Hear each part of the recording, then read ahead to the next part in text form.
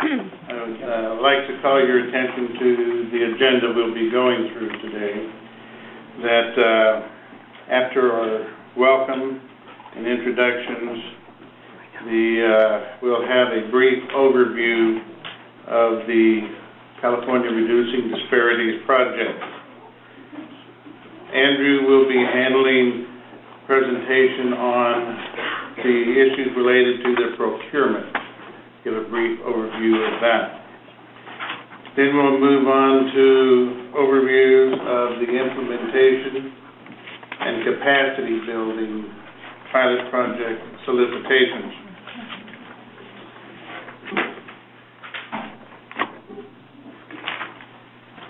After a short break, we'll come back for a question and answer period. I ask that you hold your questions until the question and answer period. Just allow the presenter to go through their material. We will be recording this bidders conference. We ask that you use the microphone, and we had a conference last week. Let me just encourage you to bring that mic up fairly close.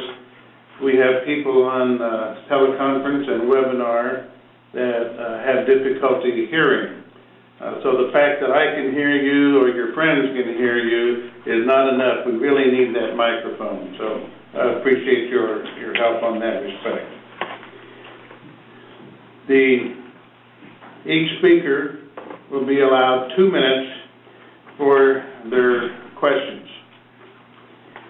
And we'll have a timekeeper prompting each of us to try to adhere to that rule. We only will be addressing questions that relate to these two procurements in question today, the implementation pilot projects and the capacity building pilot projects. Our staff have cards. Do we have staff in here? There's one. They have cards if you wish to write down your questions as you go. You may also pass those cards to the tellers, and if you would rather that they would go to the microphone and present the question for you. The responses provided today will be preliminary, and they will not be binding until they are in writing. The sign-in sheets that you entered your information on as you came in will be public information. There are restrooms out to the left side here. You just go out the building, go to the left. In case of an emergency, we'll exit. And there are emergency exits immediately hanging a U-turn and coming back. There's also the large doors going out onto the terrace. I will warn you that if you go out on the terrace for a short break, you will not be able to get back in. It is a controlled door. You have to wait till somebody comes along that believes you belong in here, and then they may let you in. Only bottled water is allowed in this room. We ask, of course, that you turn off the cell phone ringers. We ask that we have diligent respect for every speaker, and as we go through questions and answer periods, that we listen actively and respectfully to every speaker and give opportunity for them to complete their statement. If you are participating by WebEx or dial-in and you wish to submit a question or comment, please do so through the WebEx Q&A function. Staff will be monitoring the questions and provide time to address them in each of the Q&A session.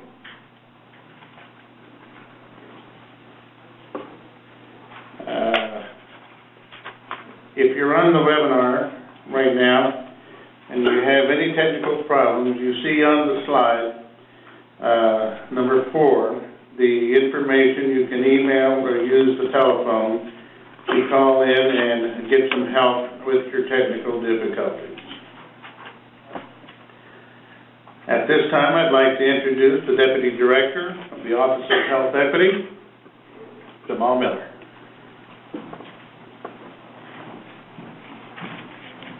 Good afternoon, everyone. Is mic on? We should be celebrating today. Can I get another good afternoon to everyone? All right. Welcome to everyone who's present and also who is dialed in by way of WebEx.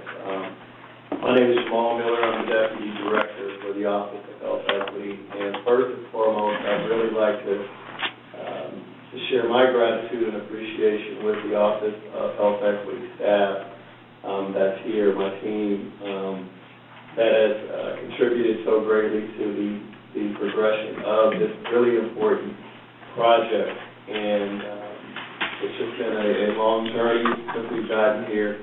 And the progress that we made couldn't have been made exclusively by staff alone. Many of you in the room and on the phone, and many who aren't here who have been key stakeholders and partners from communities across the state of California have played a critical role in advancing the California Reducing Disparities Project.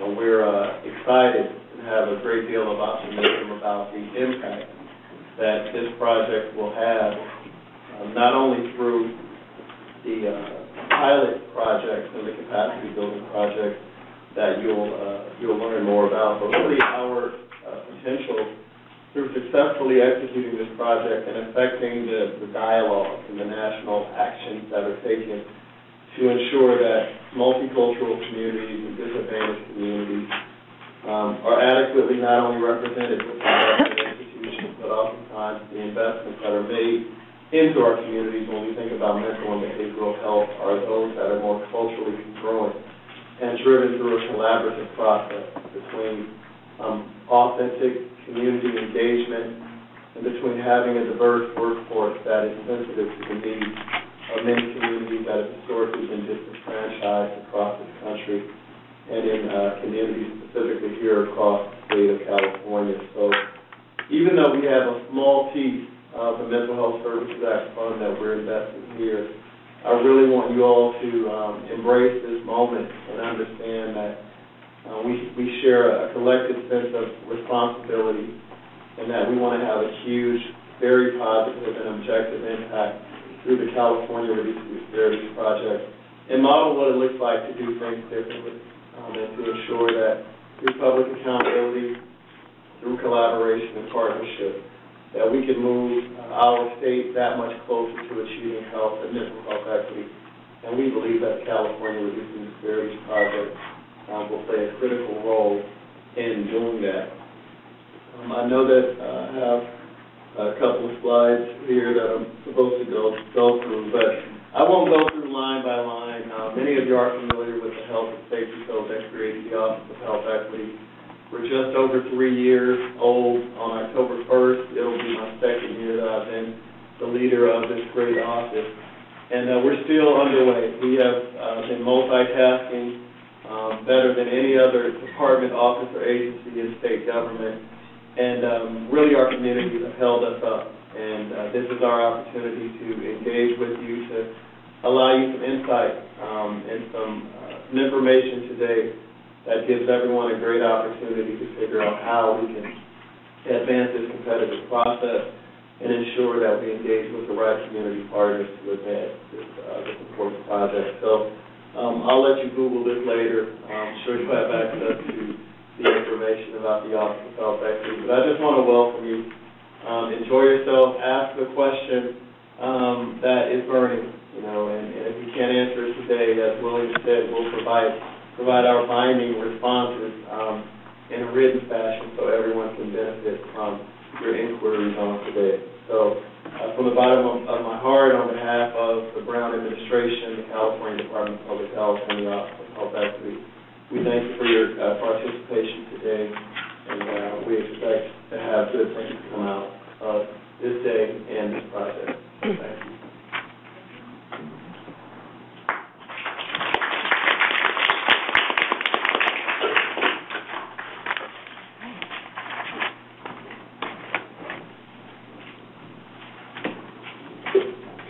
before Jamal runs off, I wanted to take this opportunity to thank him for his leadership in this. As most of you are familiar, the California Reducing Disparities Project started over at the former Department of Mental Health under the leadership of Rachel Guerrero, who worked very closely with community members and really set the bar, and also with many other partners. But during that transition, it was a very difficult time because, as Jamal explained, the CRDP is really embracing a new business model, and that's involving community members from design through implementation, what you're seeing now. And so without folks and leaders like him in positions to be able to help move that new ideology for systems change and to educate at high levels, the governor's office, the Health and Human Services Agency, you really need to have someone who is courageous and brave to lift that. And so I want to take the opportunity to thank him and our director, Karen Smith, at CDPH, and Assistant Director, Susan Finale, for that effort. Thank you. Okay. So one of the things I'd like to echo Jamal's sentiment is around just the gratitude for your participation today and for the commitment to this project. It's on many levels been long overdue in terms of getting out on the streets for folks to be able to apply for this solicitation. But many of our goals and aspirations for this project have been very and continue to be very lofty. And I say that because overall, $60 million seems like a lot of money, but in an effort to try to address many of the ongoing inequities and disparities in the mental health arena, this is a very small portion of what we plan to and we hope to accomplish. I want to take a minute to read what we envision. We envision a California in which all individuals, regardless of race, ethnicity, sexual orientation, or gender identity, receive quality mental health prevention and treatment services delivered in a culturally and linguistically competent manner. As one of my colleagues reminds me all the time, that we recognize that this won't be achieved overnight and probably not even at the end of this project. I'd like to remind folks that this is a demonstration project. We are working on the possibility of the sustainability of this project, but for now we have what we have in terms of the funding and the time for this project. The other thing which is at the heart of this project is our pilot project, growing community-defined evidence, identifying and highlighting, and hopefully being models throughout the state and the nation of practices that bring wellness and that are utilized by many multicultural communities. The other is that we hope to gather information, data, that other entities such as county mental health departments, private sector, and philanthropic communities will also learn to embrace and then fund many of these community-defined evidence practices. And finally, through a systems change lens and approach, we hope to create new tables or to make room and space at tables for many underserved, underrepresented groups to voice their concerns about the lack of mental health care, quality of care, and access to many of the communities in the state of California. Our first step to accomplishing this was really through an effort of funding several contracts through the Department of Mental Health. I won't go into the schema that was originally developed because many of you have seen that schema, the schema that we've used before, and that was basically going into contract with 5 project leads for 5 targeted communities, being the African American, Asian Pacific Islander, Latino, LGBTQ, and Native Americans. The other component of the CRDP schema was related to a contract for California Mental Health Services Act Multicultural Coalition. And that was, in essence, a new platform, a new coalition for many of the other communities that weren't represented in the five groupings that could really bring policy change from a mental health perspective. They were also instrumental in providing feedback into many of the components as far as the population report and the strategic plan that is currently in draft form. The slide above speaks to the strategic plan, and I'd like to just spend a minute talking about the schema and CRDP Phase 1. CRDP Phase 1 was really about the creation of strategic planning work groups who served as advisory members to our contractors. They're subject matter experts that work in the field of mental health to provide guidance. In addition to that, though, the effort of CRDP Phase 1 was gathering information at the grassroots level, not only identifying the barriers, but also highlighting the community-defined promising practices that, again, many have utilized in their communities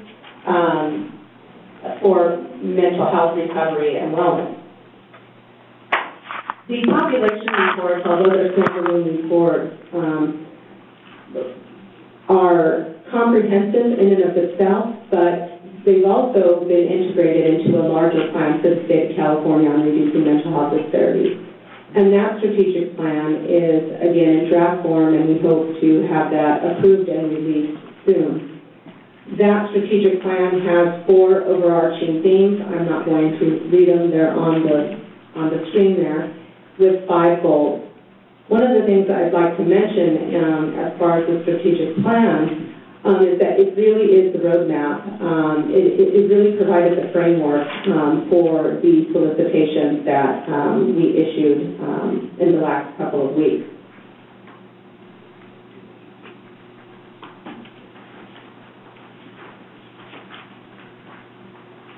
Before I talk to you about where the strategic plan is as far as the approval process, I'd like to just highlight the extensive vetting process that went into the plan.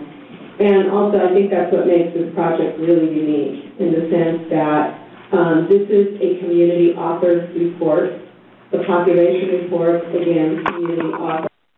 And although the state was funding, and although the state was working in concert and providing technical assistance and guidance, we really let the community be the lead on many fronts. And that's what makes this project very unique. There were over 300 SPW advisory group members involved. There was well over 100 focus groups throughout the state. Many of these members are unduplicative. 4,000 surveys through mixed methods approaches to gather information, dozens of interviews, and many regional meetings before, during, and after the development of the population report.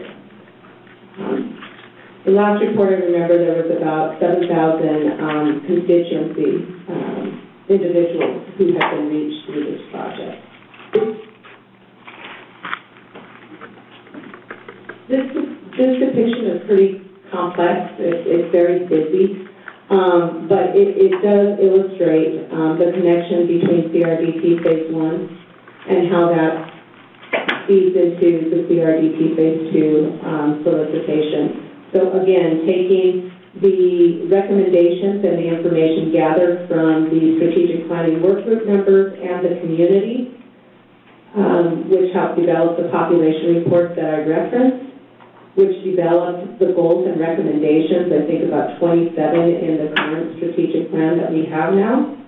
And then all that information was laid out to help Andrew and team and the department develop solicitations. Now, some may ask, well, if it's in draft form, how can the department move forward with the solicitations? Because many of our vetting processes with not only the community members and state departments and others, the feedback provided to change the content of the strategic plan is very minimal, and so we were able to move forward with gathering information from that plan and embedding it into our solicitation.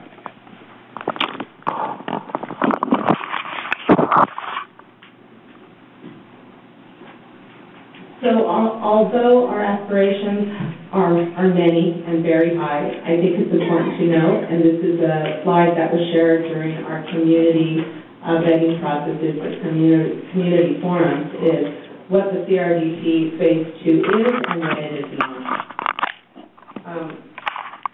It's a one-time demonstration project, as I mentioned.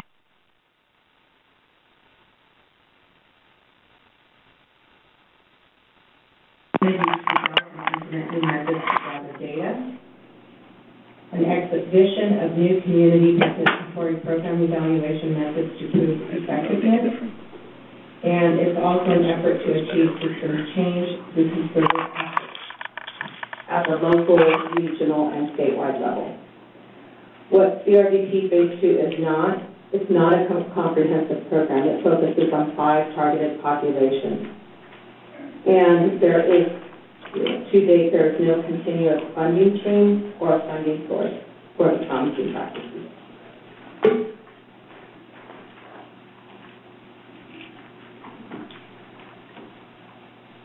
I pulled this slide and highlighted this definition on community-defined evidence practice because I wanted all of us to have a shared understanding of the definition moving forward, and because the CDEPs are really at the heart, along with the evaluation component of the CRDP, I thought it was important just for us to kind of regroup on the definition. And one of the things, I'm not going to read it to you, it's lengthy, but one of the things I wanted to point out is that the CDEPs are bottom-up practices that come from specific cultural community groups based on the community's idea of illness and healing.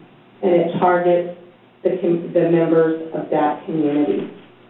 And so it's really a different, it's a paradigm shift for many of us in the field and many of us who work within state government.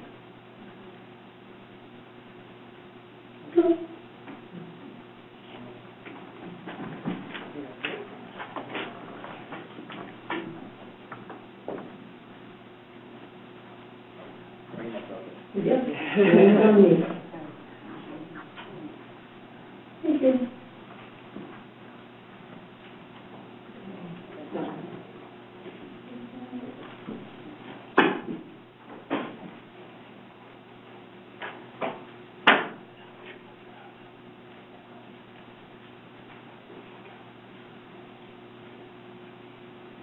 For those on the line who are experiencing, it just got resolved. Thank you. This next slide is just another example of the extent we went through, to a certain degree, because of the limited subject matter expertise at times that we did not have from a national perspective and even a state perspective on a project of this magnitude. So, Andrew, correct me if I'm wrong, but there were about 80 or 100 subject matter key informant interviews that happened. And that was, even though we had our community forums and we did internal research, there were, our practice has continuously been to seek out cultural brokers and key informants to help us along the way. And so in addition to that, we developed a CRDP brain trust consisting of 6 members that either have national subject matter experts that were part of decision-making teams at the national level to help inform and get direction. So that was helpful in the sense of just teaching and helping to educate others about the work in California. Some of our CRDP team members were invited to the White House, were visited by President Obama's health advisors, and also it grew lots of interest from the Substance Abuse and Mental Health Services Administration. Again, what we did, we had community forums. We also vetted our solicitations by issuing pre-draft solicitations, which is pretty unprecedented for state government. And through some of our procurement mechanisms, which Andrew will address later, we still have areas where folks can still provide input. And so I just wanted to demonstrate sometimes why the delays do happen is because sometimes when we do move too quickly, we miss the mark. So with that, I'm going to turn it over to William Porter, who has been serving as the project lead for CRDP Phase 2, to discuss the budget amount and timeline.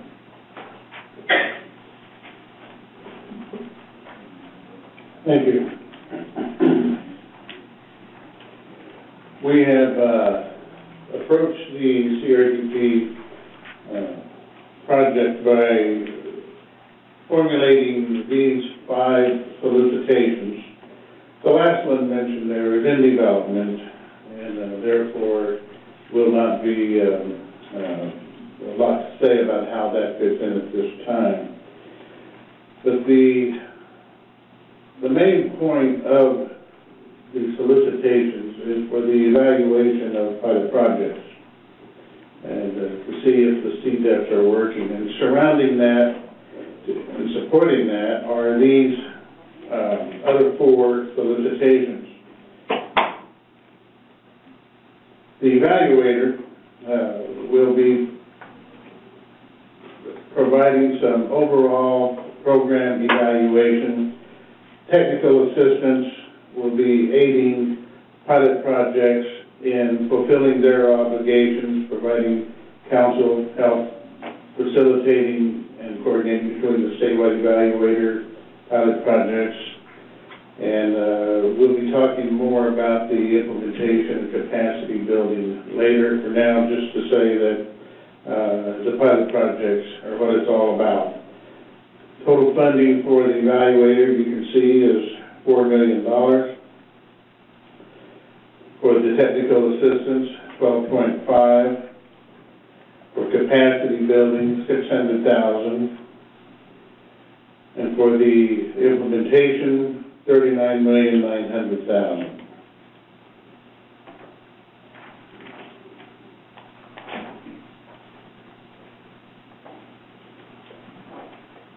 This slide gives you the progress that will be taking place over the next couple of months. The solicitations have been released. You're now in the response period. The longest period for our work relates to the capacity building pilot project. We have made that one of the easiest applications to fill, and what that means, it puts more work on us to try to show due diligence in finding the best projects for the funding. I think I'll let most of that just speak for itself there. You have access to and copies of these slides, but a little more detail about it is on this next slide, which shows, excuse me, the idea of the capacity building was that during the Phase 1 process, what we heard was that there are some CBOs, various providers in the communities, serving the populations, the targeted populations, that don't have the experience and the background in dealing with government that larger organizations might have.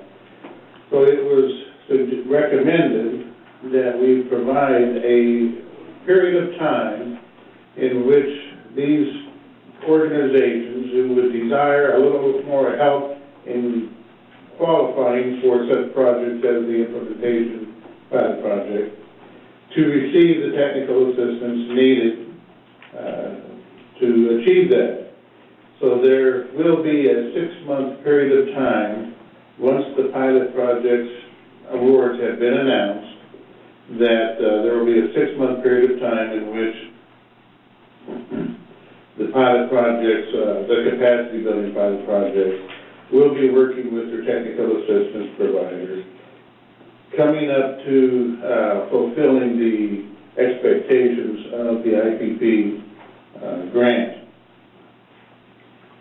During that 6-month period of time, those who have been informed that they have been awarded the implementation project, there will be a latent period. I don't think that you'll all necessarily be idle, but for our purposes in trying to manage these grants and contracts that we're doing, we have to have all pilot projects moving forward at the same time. And that is why there is that 6-month latency waiting for the capacity building pilot projects to come up to the requirements of the implementation. You'll note that for the most part, like I said, the pilot projects are the focus of this entire project. Everything else surrounds that. And they are, for the most part, a 4-year period of time in which data will be collected that will empower the evaluation of the CDEP. And I'm sure that you're here interested in these, so I'll say at one time that I'm trusting you know what a CDEP is, Community Defined Evidence Practice. Every time I use these little acronyms, I think I should explain at some point. So I'm not insulting your intelligence. I think you're here because you know exactly what they are. But for that, it's primarily a 4-year period of time. However, it became apparent that there was going to be a little bit of work surrounding that 4-year period of time for the technical assistance provider in working with the capacity building for that 6 months, for example. And, excuse me, and that there would be a period of time following that 4 years in which there's wrap-up activity and there's some deliverables for the statewide evaluator, for the technical assistance provider. So it's going, that wraparound period of time caused us to say, well, let's just push this into a 5-year grant period. So that's why back on the previous slide, and in fact, I think I do want to go back to that. When you look at the 6 years and 5 years there, that could be a little misleading. What it really is work that surrounds the 4-year period of time that the technical assistance provider will be working a little bit into the 5th year, the statewide evaluator and TA provider, excuse me, will be working into the 6th year in order to do all the wrap-up activities. And the pilot projects will be expected to come to the final convene. So that's why we've extended the period of time, but it's just a grant period. It allows us to cover the expenses of these final wrap-up activities that would not have been an easy thing to do with a shortened grant period. Technicalities of the contracts and payment process. So just understand that's why it's called a 6-year process. It probably would be 5 years and just a little bit of time.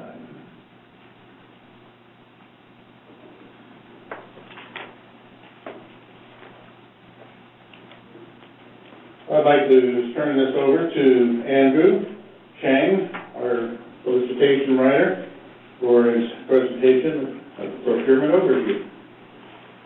Thank you very much, William. Well, actually, thank you very much for coming into our bid conference today. It's great to have so much participation here. I informed the fact that I think we had about 90 people on the event also. But consequently, there seems to be a large number of interest in solicitation.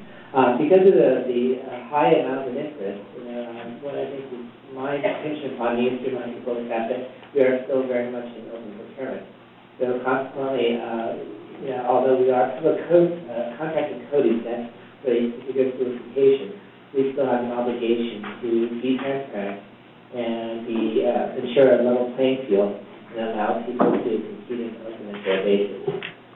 And also told talking to these things, so that's why I have so many people calling me. So that stated, so as stated, we are an open procurement, so one of our primary goals is to ensure that we have a fair and level playing field for people who do want to participate in this particular procurement. As a result, we do have to ensure particular things. First of all, we have to ensure that everybody gets information equally, and it's consistent. As a result, we're asking people to respect our framework, and we're asking people, so during the coming weeks, or during the period of time that we are in procurement, the OT staff will not be able to take personal meetings. Okay, sorry about that. Okay. They're not going to be able to take personal meetings or respond to telephone calls directly and specific calls. We will have to use the OT email solicitation email address. And what we'll do is we'll be taking questions and inquiries and folding them up into a question and answer document. So that way we can distribute those particular responses to everybody at the same time, so everybody has equal access to that information. That stated, during this particular session, as William indicated before, we will be refining, because of the fact we're trying to do things a little differently than your normal state procurement, we will be responding to questions to the best of our ability today. But as in that particular effort, once again, we will be, none of the responses today will be binding until we write it down into either an FAQ or an addendum to the particular procurement.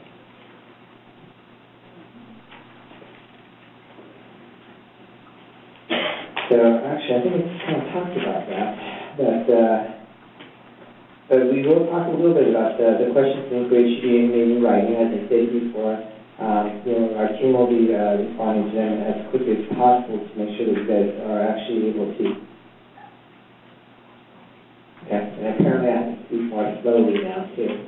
So I will say that well, we are asking people to submit their questions in writing. We know occasionally there are some clarification issues or some last-minute logistic issues that are hard to do by email, like you're going to have to submit your draft and things like that. So we do also provide a phone number for handling logistics issues.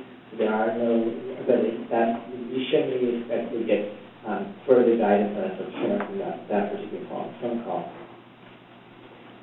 We are posting the solicitation on 2 different sites. The first one is the OT webpage, and the other one is what we're calling the BidSync, which is the BidSync webpage. We are providing it on the OT webpage because of the fact that we have heard that some people do not like the BidSync webpage and find it difficult to use. And we are providing parallel information, the corresponding information that's on one website is reflected in another website. However, I encourage everybody to sign up for BidSync if they can.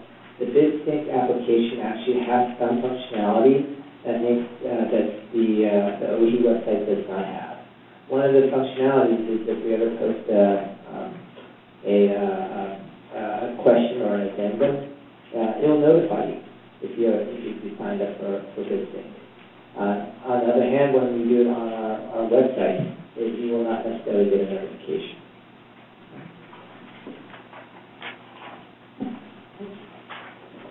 Okay, I think I've made it to the end, so consequently I'm going to let William Porter talk about the ICP.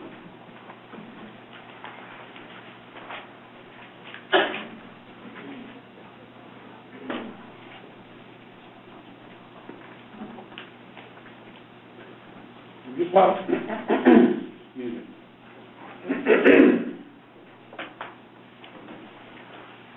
I'm sorry for clearing my throat so much. I'm up here sucking on these lifesavers, trying to smooth it out a little bit, but please bear with me on that. This slide shows the 5 different populations that are under consideration in the CRDP and highlight the relationship that I referred to a little bit just a moment ago. Each of these 5 populations will have 7 pilot projects Of these 7, approximately 3 will be capacity building pilot projects, and the other 4 will be the implementation. This illustrates the process I mentioned a moment ago, that I'll just focus up on the top one there for ease of description. In the African American row, there is that period of time in which the capacity building pilot projects receive technical assistance, which allows them to fulfill the requirements of the capacity building pilot project stage. And then there is, at the end of that 6 months, we hope everyone graduates and goes into the implementation pilot project stage. That is true for all of the populations.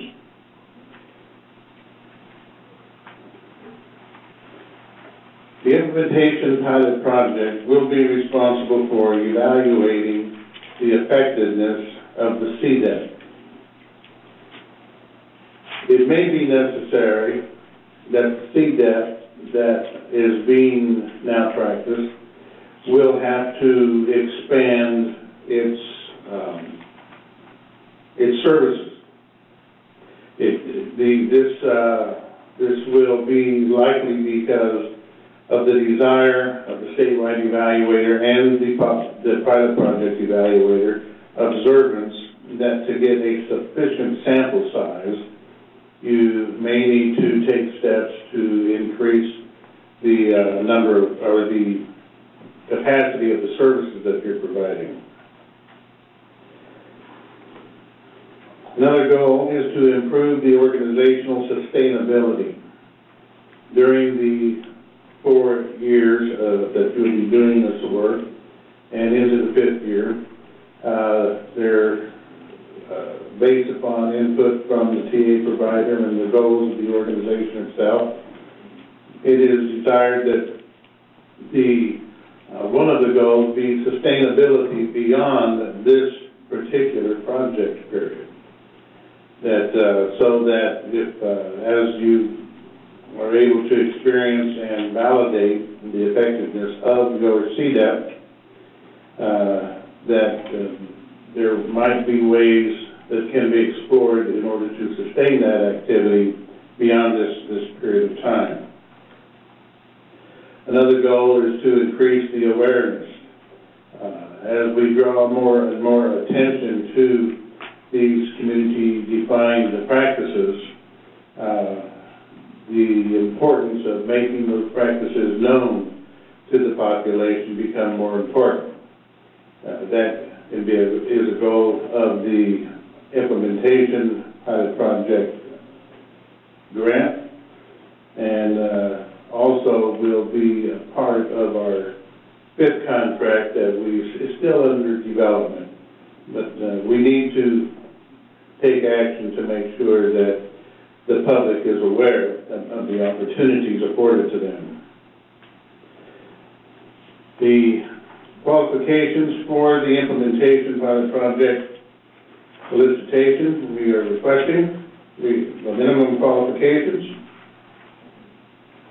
is that the applicant proposes to provide a CDEP that meets PEI requirements as outlined in the section noted there.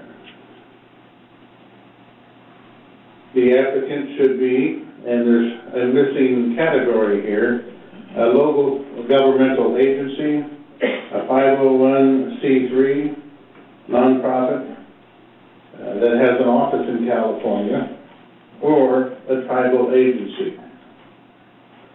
The one exception to these minimum qualifications is in relation to the Native American pilot projects. The Native American pilot projects are available to the 501c3s, nonprofits, and tribal entities. The governmental agencies will not be qualified to apply for the Native American pilot projects. The desired qualification is that you show significant experience in providing the CDEP that you are proposing for this evaluation, that you are qualified to implement that particular CDEP, direction towards the prevention of mental illness, or in the prevention of its mental illness becoming more severe and disabling. The desired qualifications, I'll not read them to you there. I think they're pretty straightforward. It is desired that there be a demonstrated cooperation with, in those cases where a local governmental agency is the applicant, that there be demonstrated history of working with the population, that it is not a new undertaking. We ask that the CDEP have good foundation for believing that it is effective, that the evaluation has reasonable expectation of success in showing the effectiveness of the CDEP.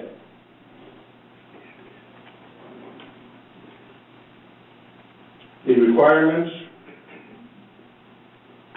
are covered here. I think they're well explained in the documents. I won't take a lot of time to talk about them.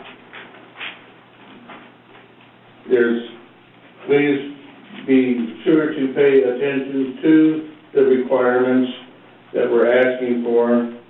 Failure to meet these requirements can result in the application not being accepted at all.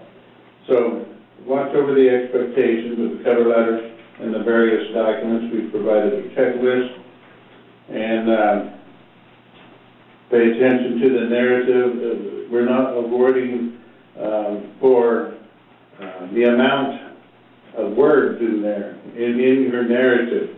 It is, that's why we placed a limit on there. We really would encourage very concise, very targeted description of what you intend to do with your, with the grant and the CDEP and your plan to get things done.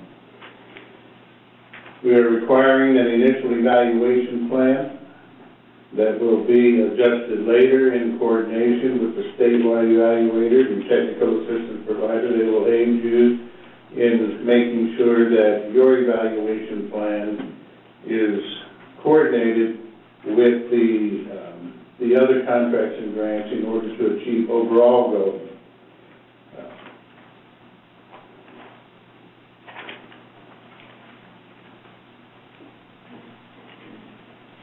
We've talked a little bit about this already. We are in the response period now, in which you are beginning to take a look at your applications and develop them. After the due date, CDPH will engage in the scoring process. The result of that scoring process may lead us at our discretion to engage in some degree of negotiation with the proposer. That will take place in the last few weeks just prior to the final announcement of the award. These negotiations will be on very small adjustments in order to more effectively meet the program goals. And with that, I pass the baton to Kimberly for a description and overview of the capacity building project.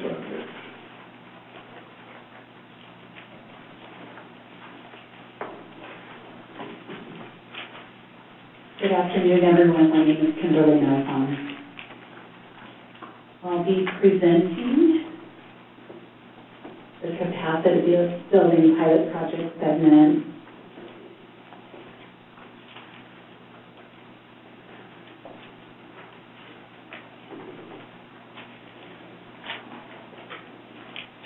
So, I'm on slide 29. I'm going to be using the acronym CBPP, Capacity Building Pilot Project, just because I want to save my voice, so I try CBPP. I may also say IPP, because as William pointed out, we're going to graduate from Capacity Building Pilot Project to Implementation Pilot Project. So I'll be using those throughout my time on the platform. So this slide speaks to the responsibility of the CDTTs, and CDTTs really are those less developed organizations. So work closely with the technical assistance provider. So that solicitation was discussed last week. You can hear an audio recording of the bidders conference from last week if you want to learn more about the technical assistance provider responsibilities with the CDTTs. That's not on the website yet, but will come up shortly. So they'll work closely with the population-specific technical assistance provider to complete their deliverables. And the goal really is for the technical assistance providers to work closely with the CDTTs to build their capacity to advance to the next stage, which is that cohort for the implementation pilot project. So 3 CDTTs will be selected for each population.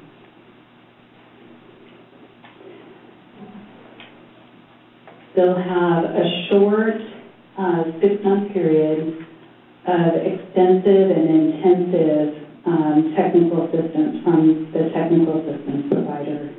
And if you notice that these requirements, the work plan, the budget, the evaluation plan, those were all deliverables for the implementation pilot project that William just spoke of. So technically, these items aren't submitted in an application. They're being worked on over 6 months, gaining the support from the technical assistance provider. Okay, so the financial certification and business information sheet is also a deliverable requirement. And eventually, after the 6 months, CDPH will determine if they will be advancing to the implementation pilot cohort for a total of 7 pilot projects.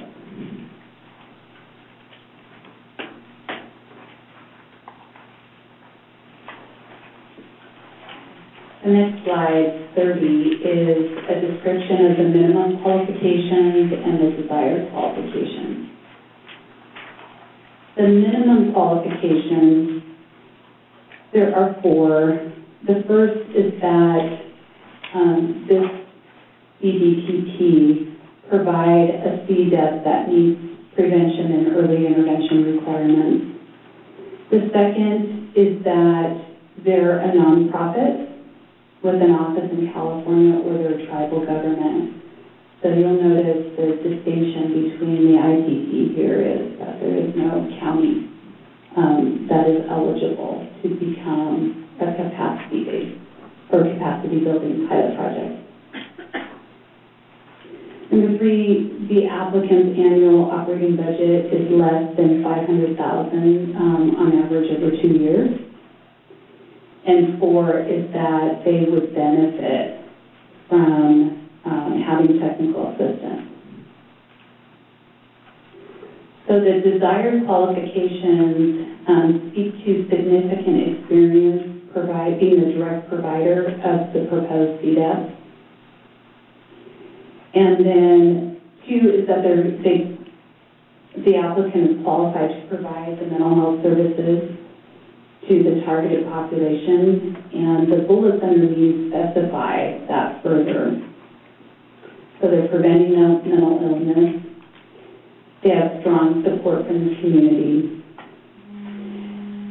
there are examples provided of what strong support from the community looks like. That's financial, maybe volunteers, client, consumer, family members, and general support can be provided. So those are letters of support that explains the depth and breadth of impact from the target population. And the second number there, third bullet down, is strong community engagement with specific roles for clients and family members. And it could be operational partnership or financial support, just beyond the financial support, sorry. And then three, again, they need to state that they would benefit from technical assistance. And four is that the CDEP has the potential to significantly impact mental health in California's targeted populations. The CDEP needs to be able to be evaluated. I think William presented that pretty clearly, that these are CDEPs that identify a need as recommended in the draft CRDP Strategic Plan, that there's evidence that they are effective, and that they have potential for producing evidence of successful mental health outcomes.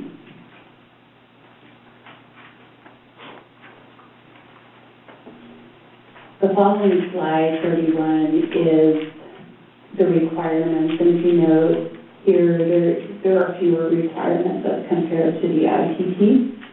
You have a cover letter and a few required documents, the checklist, the application cover page, the narrative, and a few attachments, all of the attachments. So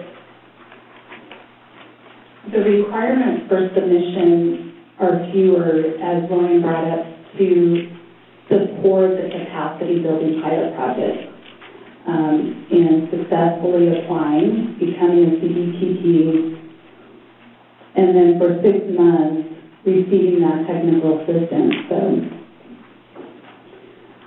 So here in the slide on 32, slide 32, we have the bidders conference today. That's September 9. Written questions.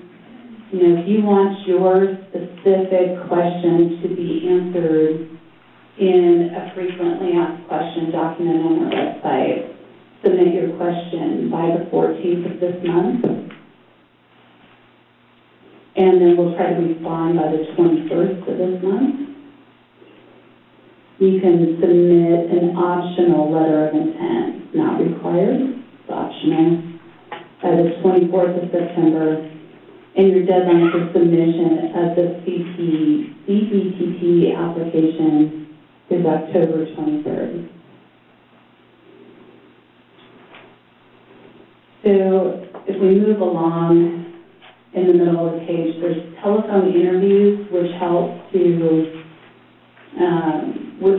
with scoring, clarifying any questions that the state has with the proposer. And then following that would be a CDTH on-site visitation, where we just kind of verify a few things. Typically, an application process has you, the proposer, verify everything. You submit a lot of information usually, and the onus of validation or verification is on you, the proposer. But CDTH has made an effort here to take that barrier down for the CDTPs, so that we'll really go out and do an on-site verification to validate information that we needed. And then negotiations, as William brought up, there's small changes, not expansive or extensive changes during negotiations. And then a proposed award notice will come out in February.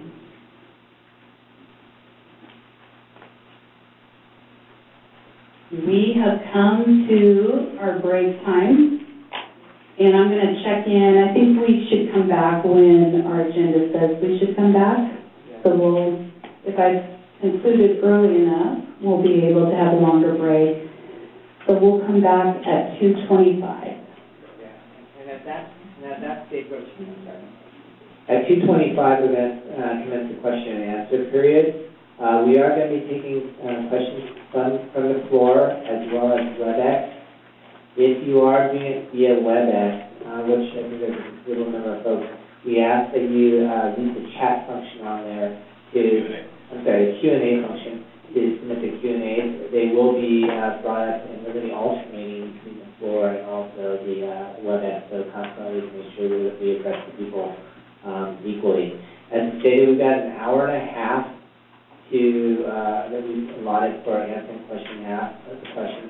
And for most of this conference, that would be considered somewhat excessive. For this conference, I hope we have some time.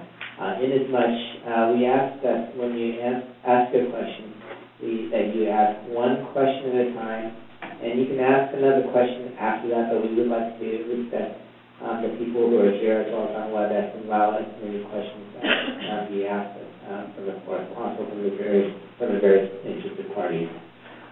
All the official answers to the questions that we get will be posted on the websites, both the BidSync as well as the OE websites. And even if we do not, and I'm hoping very much we will be able to get everyone's questions, even if we are not able to answer your question during today's session, we will be posting our answers to responses on the website. One of the things that Kimberly and William mentioned is that there is a deadline for the questions. That is the deadline by which we will guarantee that we will respond to your questions. There's a lot of things going on on these particular solicitations from our side of things. We will try to get other people's questions, even if they trickle on afterwards, but there is no guarantee that we'll be able to get that. We can guarantee that we will respond to all the questions as long as we can before the deadline. With that, we are going to start off at 2:15, right? 2:25, so that gives us 19 minutes. Okay? Just so we calculate time. Thank you very much, and everybody on the WebEx, we will be doing in 19 minutes. Thank you. Okay, just before, as everybody's sitting down, I'm going to quickly go over the rules once again. So the first rule is the fact that although we are trying to respond to questions and be as free-flowing with information as possible, there are a lot of details that can be misinterpreted. So consequently, our official responses will be on the written responses to the questions that will be posted on the website as well as Facebook. All questions submitted verbally through note cards, WebEx, or email will be answered in writing, as I said before. If you if you don't feel comfortable asking your questions, you can certainly just hand one of the Q&As with your questions to either to Laura or to Ed, and we will lead to the questions. Each speaker will be allotted 2 minutes. We ask that you identify yourself when you're speaking. Even though you do have 2 minutes, we ask that you try to keep it as short as possible so that we can get through as many questions as possible. Once again, everybody is allotted time for one question. After you ask your one question, you can ask a second question. You just have to put a different number. As I said before, you have cards if you have to write down questions. And if you're participating via WebEx, you can submit the question or the comments through the WebEx, and staff will be monitoring questions. In addition to that, we're going to be alternating. So consequently, for those of you who are having questions here, we're going to be taking questions over here from this podium. And if you care to start lining up, that's fine. And what we're going to do is we're going to start answering a few of the questions that have been submitted via WebEx. But anybody who's interested in asking questions on the floor, please take a seat. All right, please stand up. I thought we were going to give everybody a moment. Yes. People can start lining up, and you Yes. can hand Yes. the numbers if the line's too long. How's that? Okay. Yeah. I saw Nikki first, she did the one. You get it too. All right. Okay. All right. There you go. So, we have a question about appropriate sample size for CDEP validation. Do you have a ballpark sample size in mind for the Asian-Pacific Islander implementation project? Similarly, a similar question is, how will we know if we need to expand the scale of the CDEP we are using? Basically, although it's not explicitly stated, there are two different principles that basically at play here. First part of it is the evidence has to be meaningful to the communities, and consequently, research does not always hinge upon sample size. The second part of it is the statewide evaluator will be submitting guidelines in regards to what the general method and approach is to collecting information and improving validity is. Once again, we recognize the fact that the sample size issue is not necessarily the most critical part of the evaluation process, depending upon which methodology you utilize. William, do you want to take it up? I'll add a few words to that. One of the reasons why part of the implementation by project funding requires the hiring of an evaluator is just for these kinds of issues, and it's another reason why the TA provider and the statewide evaluator is there to provide some guidelines. Sample size, there's ways to calculate what a reasonable sample size is, and it's going to depend on a lot of factors that we can't foresee. So you'll work with your evaluator, your pilot project evaluator, TA provider, and statewide evaluator in order to reach a consensus on what a sample size ought to be. Dr. King, do you have another question? I always have questions. May an organization that has been operating unofficially through other agencies for years, but is just now organizing its own 501c3, be eligible to apply for a capacity building project?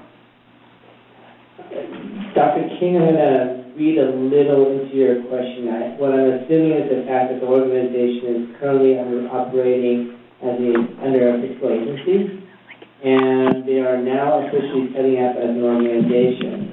So the question is, can they apply for I would assume, capacity building, but not necessarily capacity building? No, definitely for capacity building, because they're just getting off the ground. Just getting off the ground, but they're not officially a 501c3, so they're going to be applying under the fiscal agency.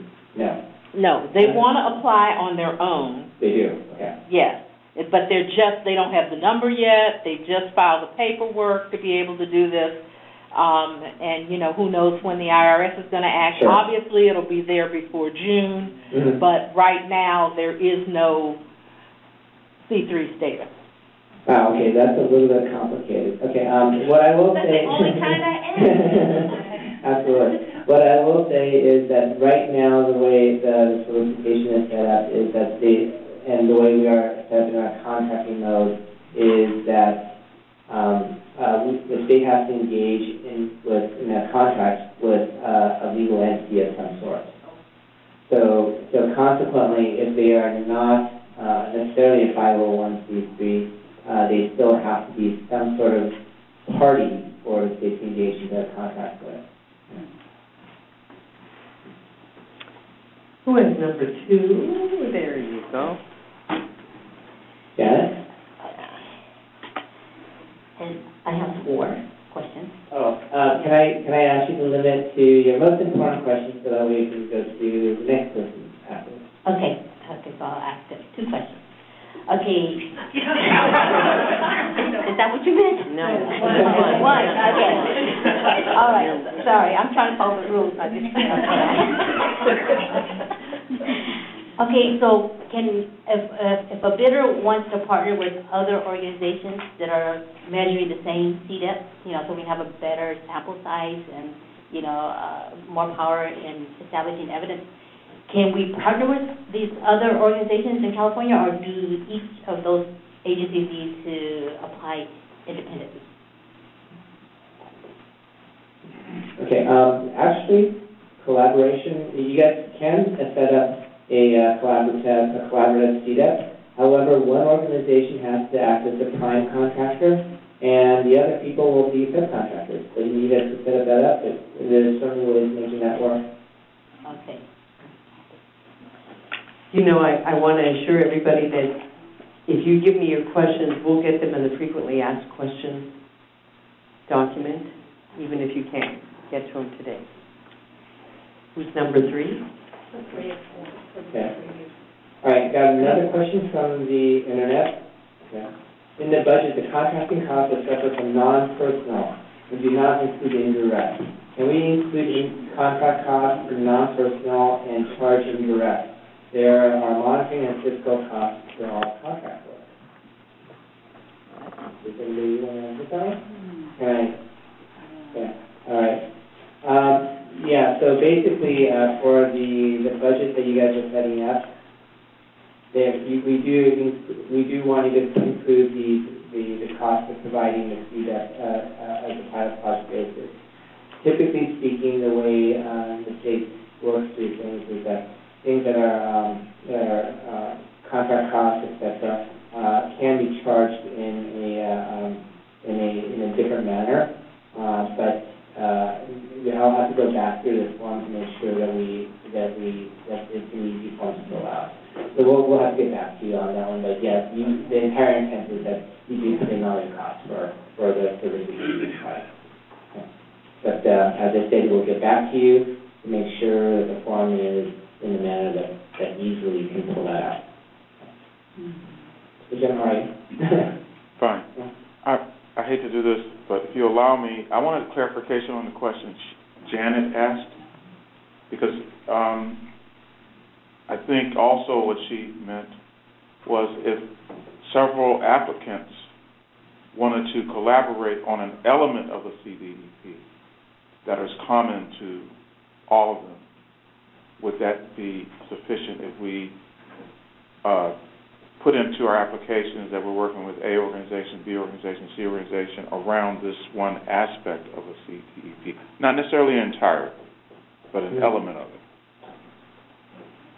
Can you, I think I don't want to throw out all but let's say historical trauma, okay, around certain population and racial groups that historically have been mistreated, challenged, but here's an opportunity now to bring some convergence around this issue, and we want to collaborate as applicants in this one specific area. I'm sorry, I think I'm having I don't think I quite understand. I'll write that up and send it in. No. Yeah. Well, we can, but can we? Yeah, You mean you all want to apply separately? What I'm hearing, Jim, You know, go what ahead. I'm hearing, so I'm going to repeat back what I think I understood. You have different applicants who were successfully awarded for their CDEP. So they all have contracts with grants, and you want to partner together on a particular implementation of that CDEP. Yes. Because it's a mutual benefit Yes. to you to partner. Yes. I don't see a problem with collaborating.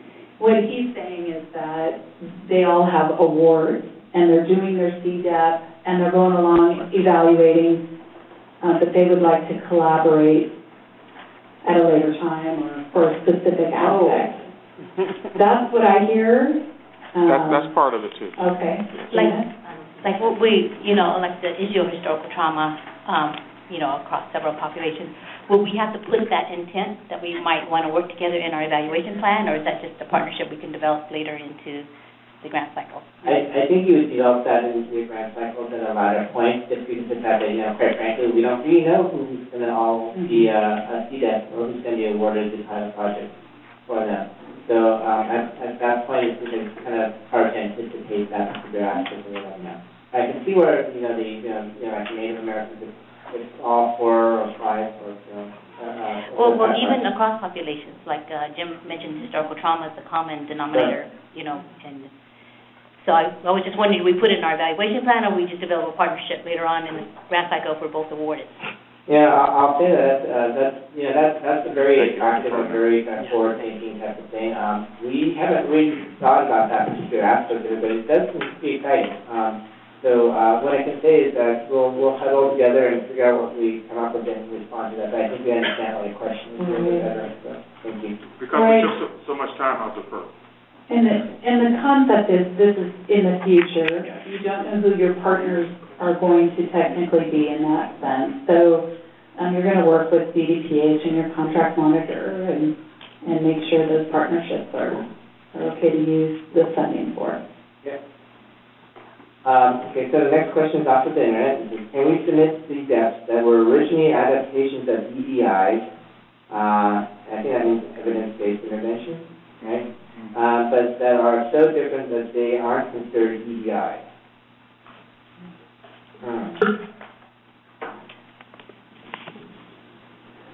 The answer to that would be no. The CDEPs cannot be evidence-based or a new construction combining evidence-based and some new twists. They have to be existing CDEPs that have been practiced.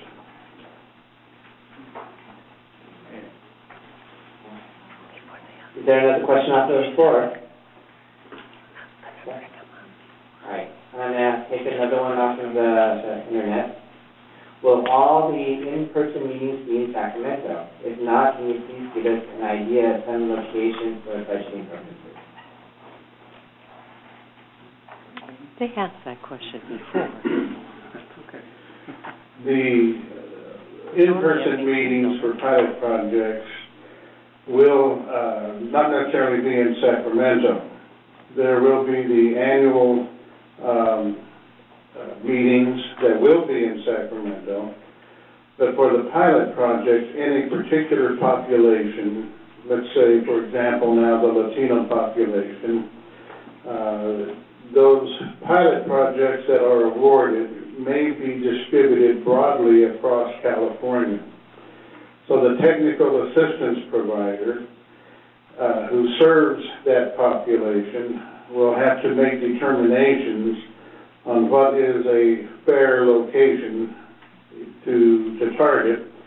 And my personal taste on that would be that not the same people have to do all the traveling all the time, but as it is appropriate, a location can be agreed upon by consensus that shares the burden equally.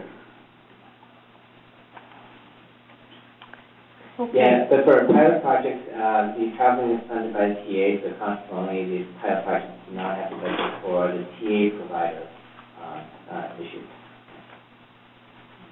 Okay, we have question number 4, right? Hello, I'm Edward Soto, and I'm asking this question on behalf of an audience member. The question is, could you please clarify the timeline for award and commencement of the implementation pilot projects?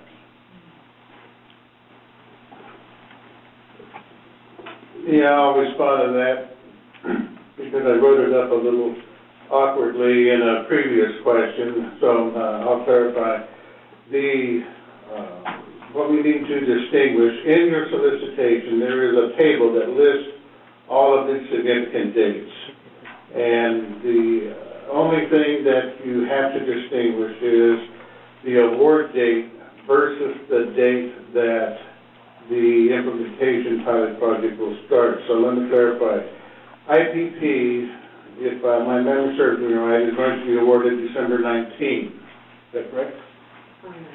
December 29th. Okay. IPP, you will discover that you are a successful IPP applicant on December 29th. However, you recall that you will not begin until after capacity building has finished their 6-month process. Capacity building awards are made on February 19th, and therefore, let's say it takes a week to get the contract executed, and by March 1st, the capacity building begins, then 6 months after that, IPP will begin.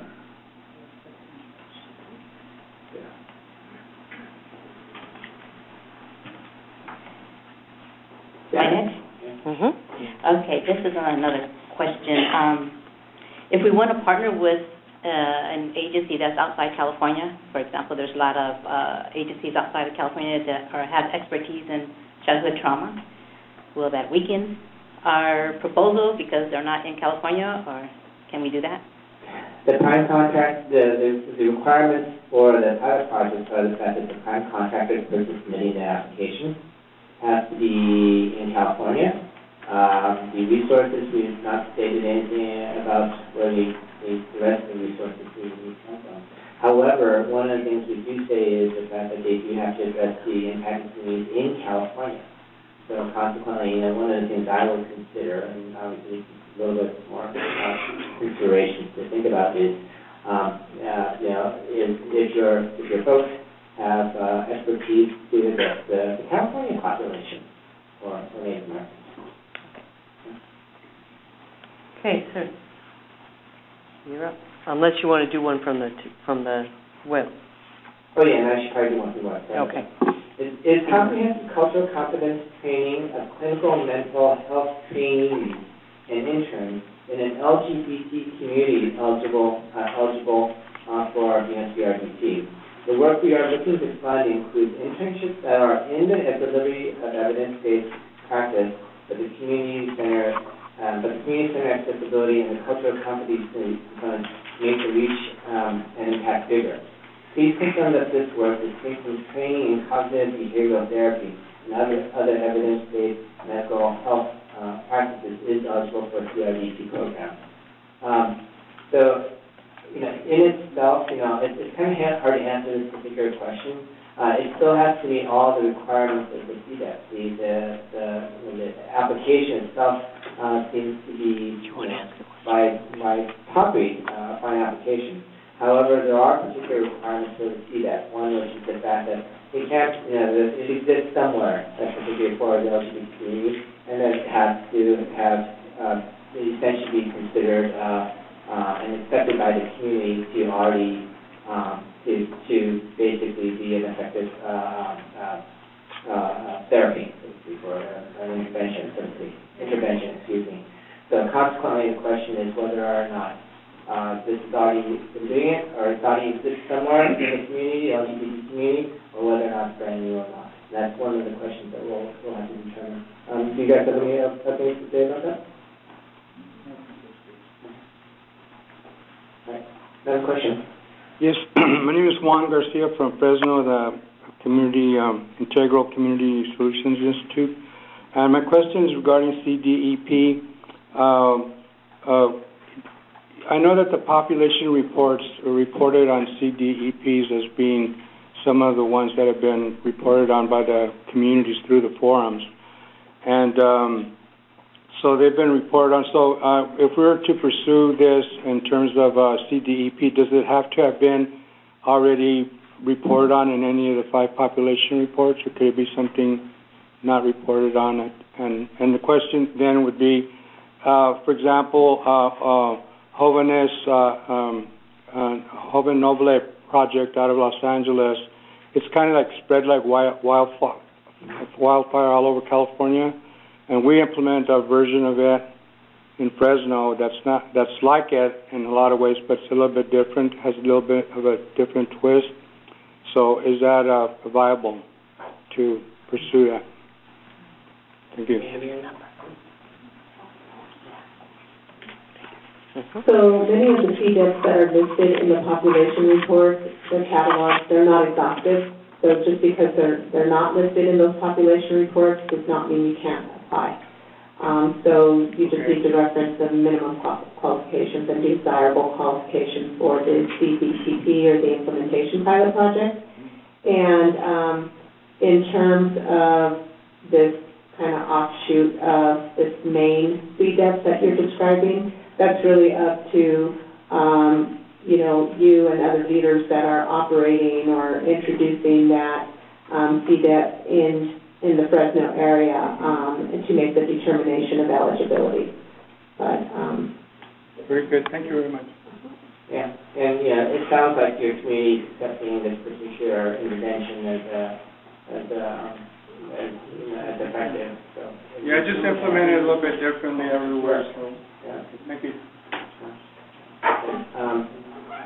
Next question is, FAQ question number 53. Response says, OD plans to, quote, fund pilot projects using a grant model with a portion of the funding provided up front. The call for proposal, page 83, states, no grant payment is allowed under this agreement. Please clarify the funding model.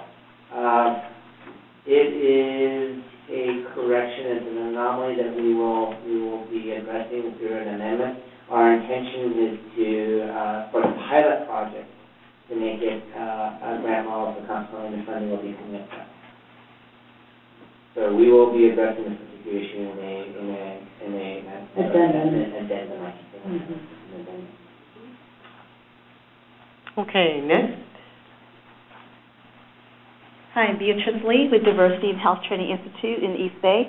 And my question is, for the capacity building grant, Kimberly mentioned that after 6 months, OHE hopes that everyone graduates. What is the criteria or process for successfully completing the pilot phase in order to graduate to the implementation phase, other than completing the 4 deliverables listed on slide 29?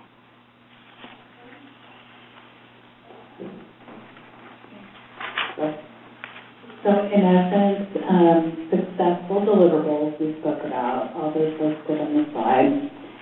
But really it's up to CDPH to determine if they move to the cohort for implementation pilot projects. So if you have further, eligibility, we should look at that. Yeah, there is no intention to have further eligibility at this stage. However, I will say that those deliverables that we're talking about in regards to capacity building, there are things like, creating a budget, work plan, etc., evaluation plan. Those are the things that we need to know that you guys have, or that capacity building pilots, to successfully get through the implementation phase. So, we expect a certain amount of detail, but, we expect these things to be high quality, providing certain assurance that they can indeed make it through the implementation phase successfully. So it really is about how well those particular deliverables are being produced. Okay, thank you.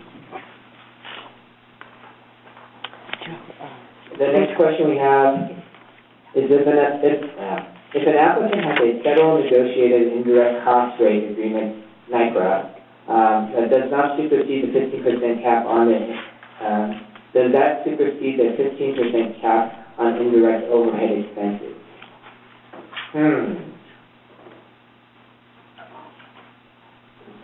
I'll take a shot at this, but you'll want to follow up when we post our written responses. The indirect cost, these are state funds administered by the state, and state practices will apply.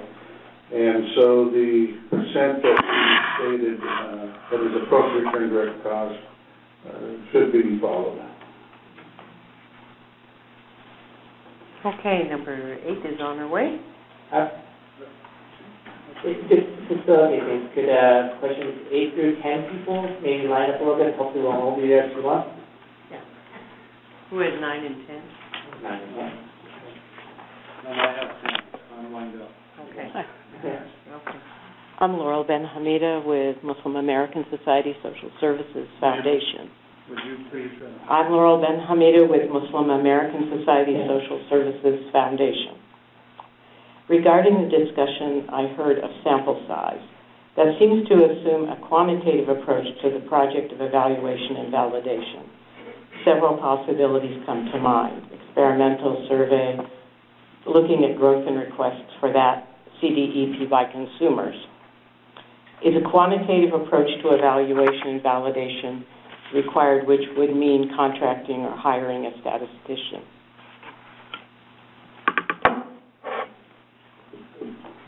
The CDEPs that will be, the pilot project that will receive the award the requirement is that they fit with the strategy of prevention and early intervention. Also, that the evaluation method will be, that we are asking our evaluators to have competency in, is community-based participatory research, in which variables are going to perhaps be defined in more unusual ways. Prevention interventions, those that are more on the continuum of prevention, may have data that looks a little different than an actual clinical intervention directed towards reducing the severity of a mental illness. And so our solicitations have a broad range that we are allowing people to apply and describe their CDEP. The expectation would be is that the evaluation method is commensurate with the CDEP and not necessarily fitting a quantitative evaluation approach that is predetermined. The evaluation must fit the CDEP. That will have the priority. Yeah, and once again, one of the things I think that's a little bit unique about this particular project is the fact that the evaluations, and it's stated from day one, is the evaluations will actually be owned by the CDEP. They will actually be performed by the CDEP. The data will be gathered, etc., by the CDEP. They will have to follow the guidelines of what is acceptable, or basically the guidelines that are going to be established by the statewide evaluator. But the entire idea is that the evaluations are going to be owned by the CDEP. Yes? When you said CDEP, I think you're meaning by the organization. By the organization, yes. I apologize, yes. Not the CDEP itself, not the correct. No. The little organization. Yeah. Okay. So when I say CDEP, I actually mean that it's going to be owned by the organization that's going to be conducting the CDEP, not the actual participants of the CDEP themselves. That's correct. Thank you. My name is Ricardo. I'm from Marin City, and I wrote on my card dilemma. And one of the dilemmas we're facing is, if I looked at Goal 5, it says develop institutionalized local infrastructure. And that's what we're about, developing infrastructure to address mental health problems, disparities, eliminating disparities. From what you're saying about CDEP, it has to be community-defined practices. What we're doing is innovative. And it seems like there is no room in this process for innovations, which we have multiple innovations, including the family functioning scale piece that is an evaluation process that the state needs to know about. We need to know about it. My request would be, I would hope somewhere along the line that the state would convene something, conference or something, so we can talk about how infrastructure serves these processes. Because we got multiple organizations the dots need to be connected in certain ways that will yield substantial outcomes other than just being confined to mental health. We have, matter of fact, we're the only community in the nation right now whose school is delivering 100% organic foods to its children. And this has an impact on mental health, and those results are coming in now. So there's a lot more to this process, and I don't think the educational piece around this has been exhausted enough to get really good results out of small communities like ourselves. Thank you. Looking forward to hear from you. Thank you. So the next question Can we keep your card? The solicitation on page 11 states that the final evaluation is due prior to the end of the fourth project year. For budgeting purpose, what does OE expect the IDPs will do during the fifth year of the grant? I guess I'll answer that one. The fifth year is actually included into the funding stream, so that we have a statewide convening, so that everyone can come in. And really, that's the obligation of the fifth year. Is there anything on the floor right now? Yes. Okay. We have people waiting very orderly fashion. Thank you very much. Thank you. This is Edward Soto again. I'm reading a question for an audience member. It's actually two questions, but they're related.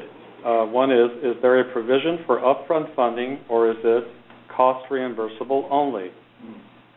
And the second one is, are these deliverables-based contracts or cost contracts? I can help answer that. So I hear some terms, I just want to get on the same page. So these are grants.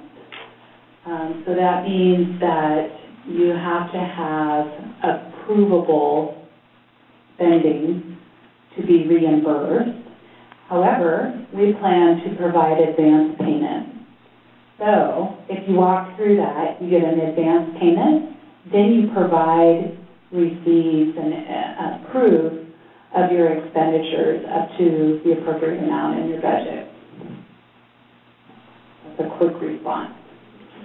I'll add just a little bit to that. The way that works out when it's actually underway is, because the issue is, if we provide an advance payment and you spend it on something, how do you know it's approvable? And so that will be the role of your OAG contract manager to be working with you on that. If there's anything in question, communication between the contract manager and the pilot project would be the way to clear that up so that you don't end up out on a limb. Taking another one from WebEx? Okay, yeah. You're going to take... Okay. Will collaborative applications be accepted? If so, can a collaborative cover multiple counties? And a similar question related to that, can a collaboration of several nonprofit organizations apply for CDPPs or IDPs? And a third one is similar. We have a program that is a collaboration of three nonprofits. Would this program be eligible for funding? Sure. Once again, collaborations are perfectly fine. But as I stated before, one of the organizations will have to take the lead and be the prime, essentially be the prime partner on this, and then they'll have subcontractors. The other two will act as subcontractors. But collaborations, that seems great. And with regards to cross counties, that's fine too. As long as you guys can define the communities that you serve and there's multiple counties, then that's great. So to expand upon that, the prime for a CDPP, for capacity building pilot project, needs to be able to show that they would benefit from the technical assistance. So when you have collaborations, or including that, you need to show the prime needs technical assistance and would benefit from it. Yep, absolutely. Okay.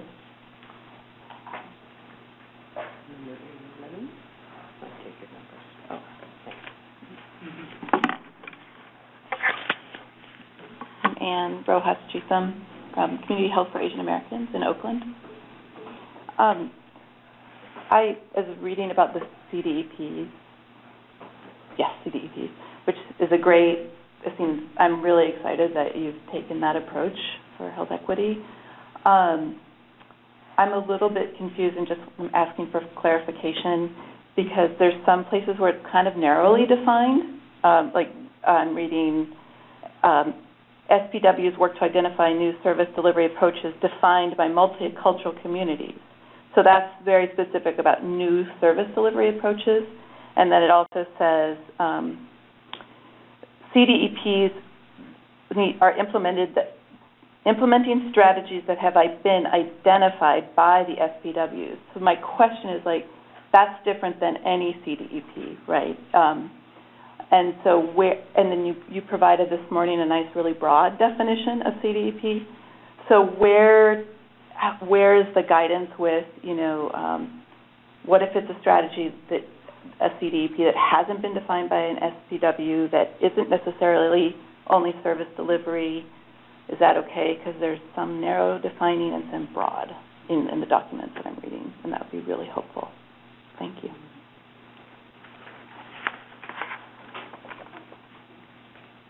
the CDEP is narrow in terms of the targeted population. So I wanted to put that out there first, because there was a number of feedback given from early on about subpopulations and, populations outside of the targeted 5. So, and then the other thing I want to reiterate is that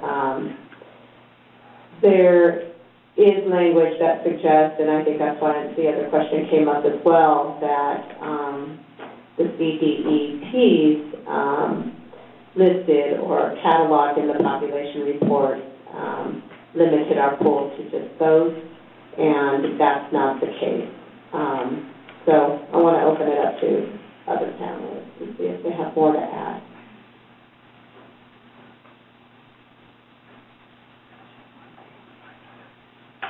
I'm trying to understand the question better, but what I'm trying... Can I clarify? So this is... Would you please go to the microphone and clarify? So it sounds from what you just said, it sounds like this may be a bit not exactly correct, and that what is written is that to build capacity to support and evaluate CDEPs that are implementing strategies identified by the SPWs. So maybe that isn't the case, that, and that's maybe good for people to know, that it could be other strategies as well. There are other strategies, other CDEPs that are not mentioned there are acceptable. We just ask that, it be an existing CDEP. We are, at this point, not funding creation of new things that have not been tried before. Yeah. The next question is off the internet, and it's actually very much related. Is there a list of CDEPs which can be referenced by the applicant? And it actually is in the population report. There are lists of particular CDEPs. However, as William and Maria have indicated, those lists are not comprehensive. I'm going to take one more from the internet to kind of related. The RFA mentions grant funding that's not supplying existing funding. If we are providing a CDEP IPP program, can we A, propose the service to the same community, Filipino, or B, propose the CDEP to a similar community, i.e. Vietnamese?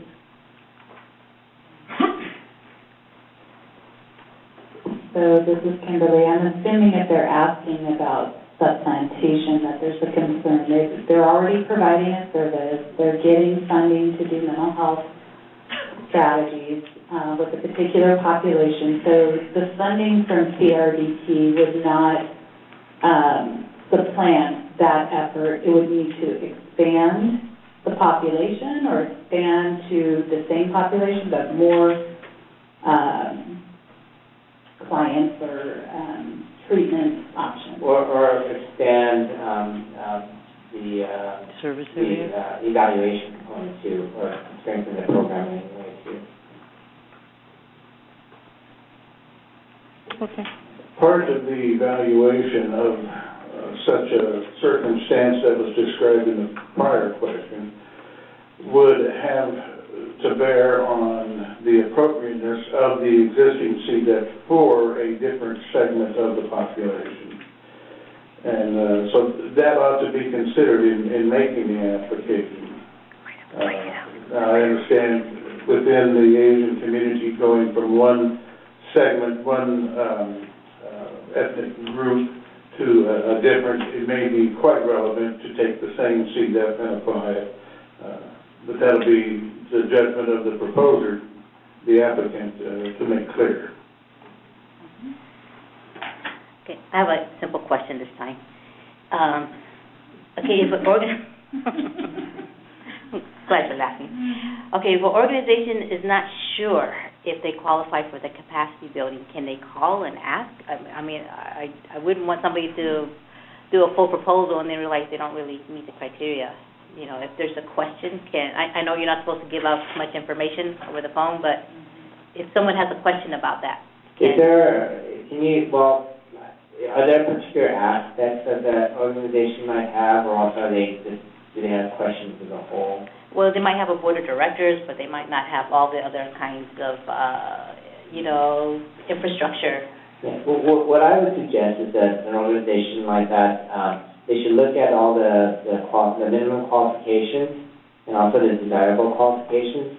And if they have any particular question on interpretation of any one of those particular qualifications, they can send the question our way, and we'll respond to it via the FAQ. Will that work? Yeah, that works. Okay.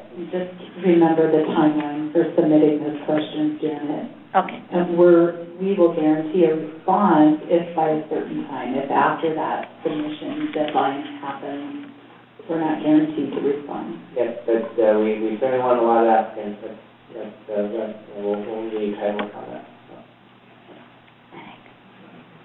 Okay, sir. Or are you going to take one for the WIP, or? Yes, I am. Okay. If that's okay. If an agency receives an implementation pilot project award, are they eligible to subcontract as an evaluator for another ITC? No. So my understanding of this question is that they're a prime award contractor for an IPP. Prime meaning they're the agency that made the proposal and was awarded. They're now in contract and are going for a subcontract within the IPP track.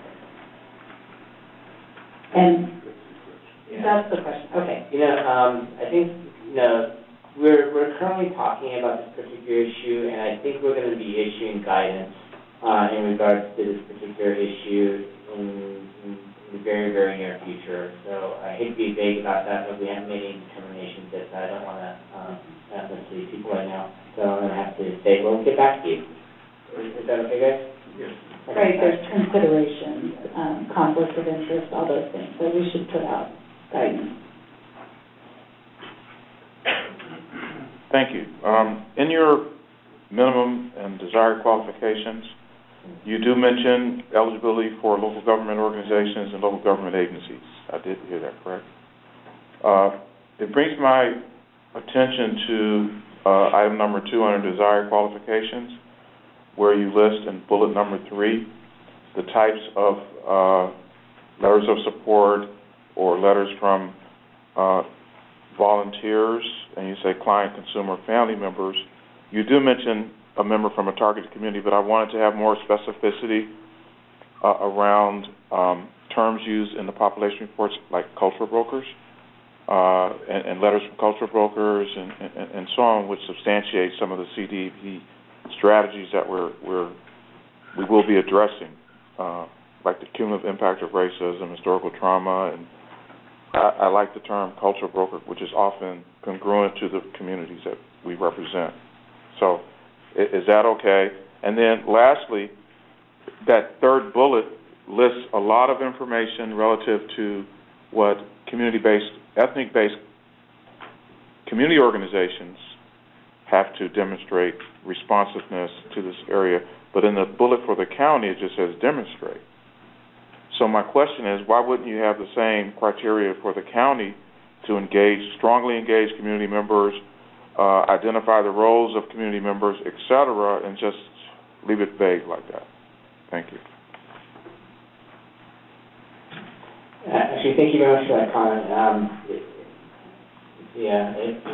And we will be looking at that particular piece, and we'll be responding back to you. One of the things I should mention is that the last 2 questions are kind of questions, they're also kind of statements, and that's actually pretty good. It also gives us a little bit of something to chew on and think about. You know I would do that. Yeah. No, but it gives us something to chew about. So consequently, one of the things I should mention is that we do have a questions deadline, but if you think that there should be changes that we should be making to really make the program stronger, that's what we're really looking at from a state perspective, like some of the things just mentioned, et cetera. Please provide that input to us during the question period, and that will make sure that we deliberate it. You're going to take another one from the web? Oh, yeah. Can you please define what you mean by grant administrator and fiscal officer, which are listed as required attendees to the kickoff meeting?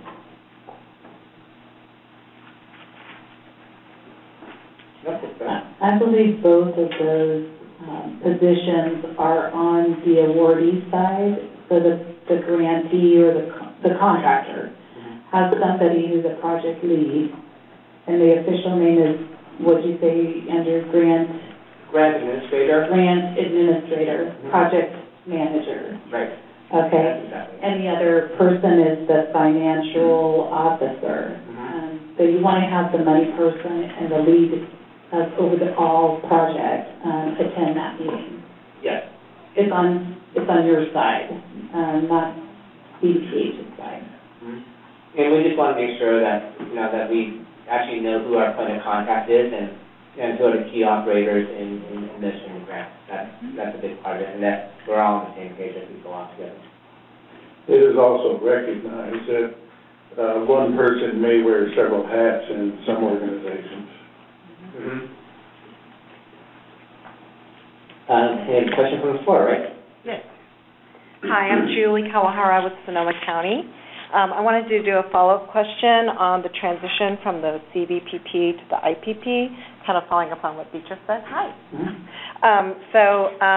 The solicitation does not reference any reporting requirements other than the deliverables of the work plan and the evaluation and the full budget, so I'm assuming that is the final report in its format? Yeah, and I'll tell you a little bit about the thinking behind that. It's a 6-month period, it's a relatively short period of time, and we really want to make sure that, that everybody's doing what they need to do to get to the IPP phase. The contract administrators from CDCH, from the OD office, they'll be involved. They'll keep track of how the capacity building pilot projects are going on, and they'll make phone calls to the business, everything that needs to happen. But we intentionally left the reporting requirements out of it because in fact we want less burden on them for that administrative issue, and that we would work with them. That was the intention. So I know I was allowed one question, but I'm going to ask another.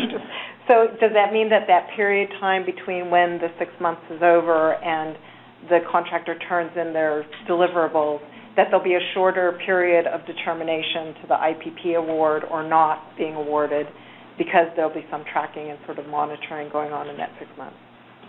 So I don't think we want any surprises. Okay. I think that's, Okay. It's a little different model than we would normally do in state government, but quite frankly, because of the short time period and the importance of it, the guys over in OD just kind of roll up their sleeves and do a lot of interaction.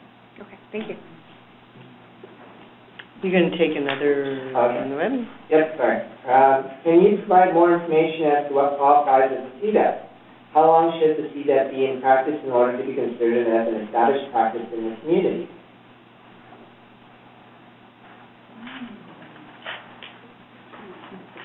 Well, I'll tell you a little bit about where we came from, and I think that's evident from the draft solicitations that we issued versus the current solicitation, and it's different. During the draft solicitation, we said that the CDEP has to be in existence with an organization for 2 years. That was what the draft solicitation said. We got a lot of feedback from the comments that we received, and they said that essentially that there are CDEPs that would potentially work from one community to another community, like LGBTQ, something like this going on in San Francisco, which potentially could happen on North Fresno, etc. And they made a pretty compelling case.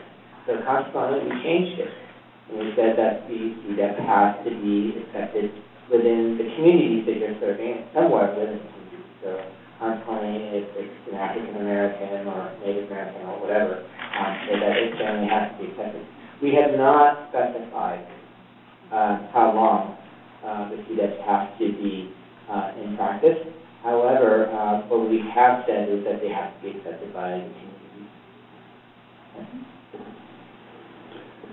We have also said that there needs to be a demonstration that there's a reasonable expectation that these are successful. And so if it's an existing CDEP, which it must be, the amount of confidence in that CDEP will be affected by the amount of time and the amount of sample sizes and so forth, how it's been implemented in the past. So a CDEP, just to be kind of absurd in the illustration, a CDEP that is practiced somewhere for 6 months on a small group of people may not be as convincing as one that has been practiced for a few years and has started to develop some kind of evidence of community acceptance of this CDEP as being successful. So just look at the qualifications, desirable qualifications, and the descriptions of the CDEPs, and I think you would have a good judgment of whether or not you have a credible, strong application. And we, I think, purposely have set the bar low enough that you ought to be able to, if it's being practiced somewhere, there's likely a very good case can be made. We have one more question. If anybody else wants to submit a question, take a number. And you want to come on? Hi, Sanjong from Asian Pacific Community Counseling in Sacramento. I really hope that the application reviewers have a really good understanding of what it means to provide culturally appropriate services. So that my question is, who will be reviewing the proposals and what will be the selection process like? Where are you going with that? Where? We are taking steps now to assemble a scoring team.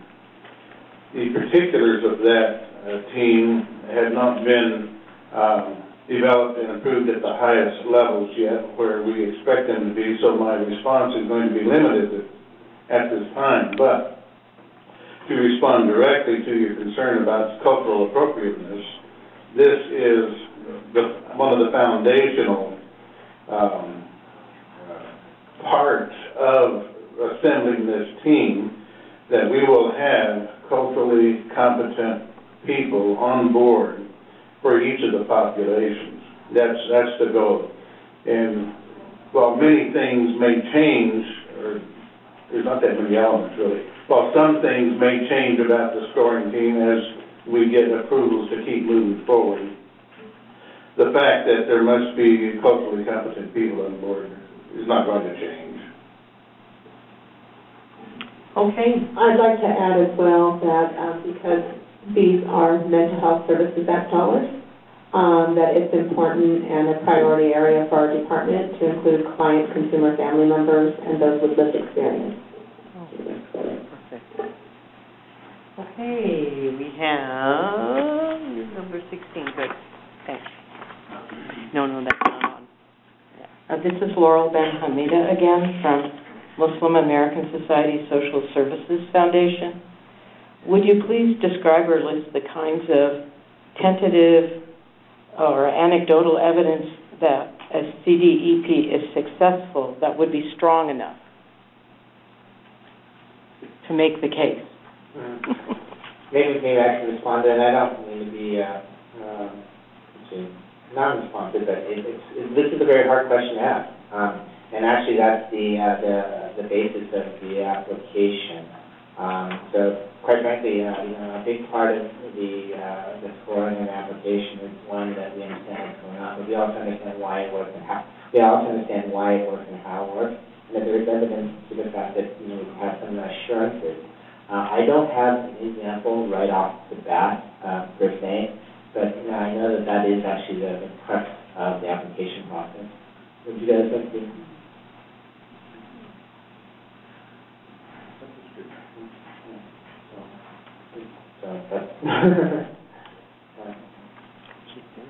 So the next question. Andrew, I'll just add, so that you're not going away completely disappointed, that as we prepare our written response to that question, we may be able to be a little more full in addressing your question. Hopefully. Ojalá. Be watching. Actually, and then the other, actually, so I can probably provide a little more guidance on that one too, which is, the population reports actually, they cite examples of particularly effective, CDEPs. So there are some publications out there that are contained within our visitors library that do talk about them, but right off the hand, I don't have that particular example. Yeah. I'm focusing in actually on the capacity building project with this question, not so much the IPP. If you'll remain, please, and the audience will bear with me, I would like to hear that question one more time. Maybe I didn't hear it correctly the first time. Please describe the kinds of tentative or anecdotal evidence that the CDEP is, quote, successful, unquote, that would be strong enough to make the case. I get it. Okay, now, okay. So, okay, all right, sorry, sometimes these questions I don't entirely get them right off the first, back. Basically, one of the things that we're trying to do for the capacity building pilot project is that we're trying to make it, and it's our characterization of capacity building pilots. We know that a large number of the CDEPs that we're trying to get to don't necessarily have the experience or the infrastructure types to respond to very sophisticated or really long, drawn-out application processes. So consequently, for the types of stuff that we're looking for in capacity building, it can take shape in numerous different ways. It can be, if you guys happen to do surveys of the people that you go to. If you happen to have case studies of people that have been impacted by your organization and how things work within the organization, why it works. It could be a whole host of different types of evidence, but it's but we know that the capacity building pilot projects in particular don't necessarily have reams and reams of data. So we're asking for them to produce the best things they can, and it could be anecdotal about how one person or a group of folks went through the CDEP and the outcomes that they saw were this type of outcome, and that's the type of stuff we're really looking for. We know that capacity building pilot projects, like you said before, don't necessarily have their own data. The second part about that is if there happens to be additional literature that's not necessarily about your capacity building pilot project that might be related to or may show evidence, we'd certainly love to see that part too. Does that answer the question more comprehensively? That does help, and I think maybe you thought that I was referring to the really hard kinds of things you might be expecting at the end of an IPP or during that process. Yeah, that's a little more harder. But what you're really asking is you're saying, provide us with something, but it's so, it seemed amorphous. It is amorphous, and we apologize for that, but part of the reason why we made it amorphous is because we know that capacity building pilot projects don't have the same type of infrastructure. Thank you very much. Okay. I'm sorry. The next question is, which staff are required to attend the peer-to-peer learning session? The peer-to-peer learning, the TA sessions. And also, when they get together as a group. We don't have an official answer for that, but we assume the fact that people are knowledgeable about the CDEPs and who have actually been working with CDEPs and will benefit most from that. One of the things that I think that this particular project is relied upon is the fact that, and really will benefit from it, is the fact that they share knowledge. So consequently, that people, although some of the organizations may have extra people or new people, that's not really the people we're really looking for. We're looking for the people who can learn from things, but also contribute to the learnings of other people who are within the TA sessions. Okay? Is there a question from the floor? Yes. Oh, you're going to read it. All right. Hello, this is Edward Soto again, and I have a question from the audience. There's a comment in the question. The question is rent covered in the grant? and the comment is, I know not under indirect.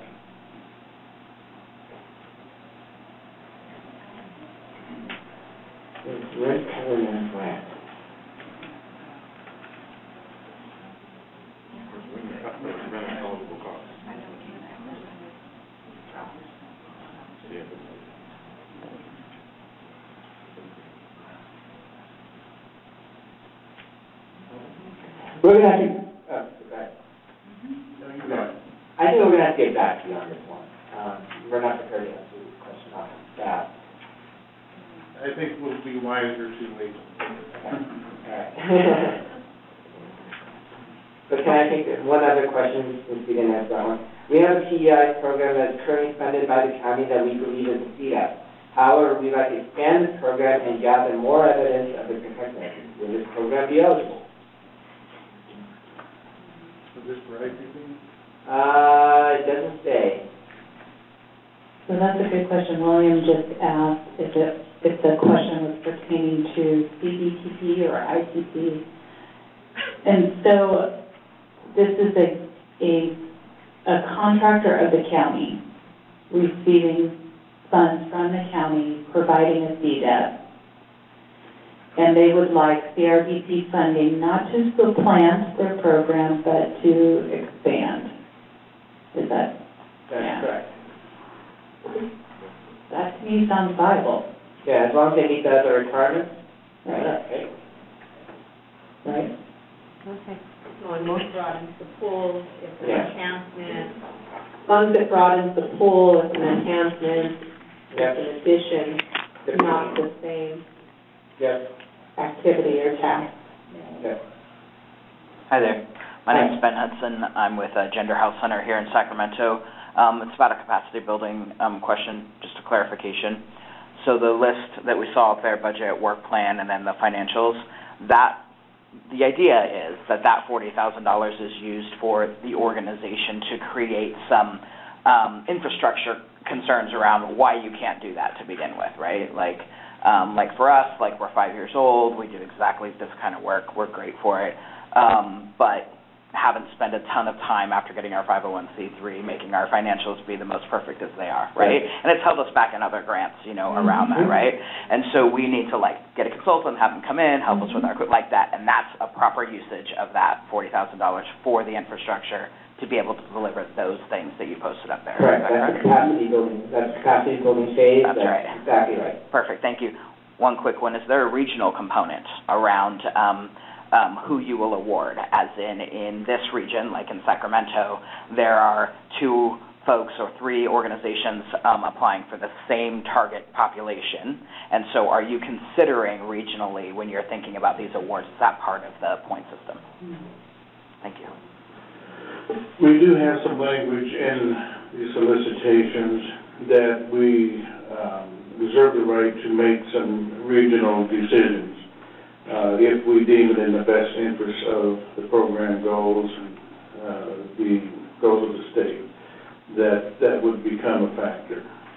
Great. Thank you very much. But Ben asked about points. I heard the term points used, and I don't think that's it within our point system. No. Great. Thank you. The next question I have is, can a proposal be submitted that is only an indirect PEI program, e.g. those that are designed to facilitate early access to reduce stigma and that doesn't have a direct component? And once again, can a proposal be submitted that is only a, quote, indirect PEI program, e.g. those that are designed to facilitate early access to reduce stigma and that doesn't have an indirect component? Very similar to the regulation. The answer is yes. Yes. So, there you go. Any other questions from the floor? Okay. While one person's coming down and read another quick question, can an agency with a larger than $500,000 annual budget be a fiscal agent for a smaller project agency? And I think, I'm reading into the question a little bit, but I think the question is asking if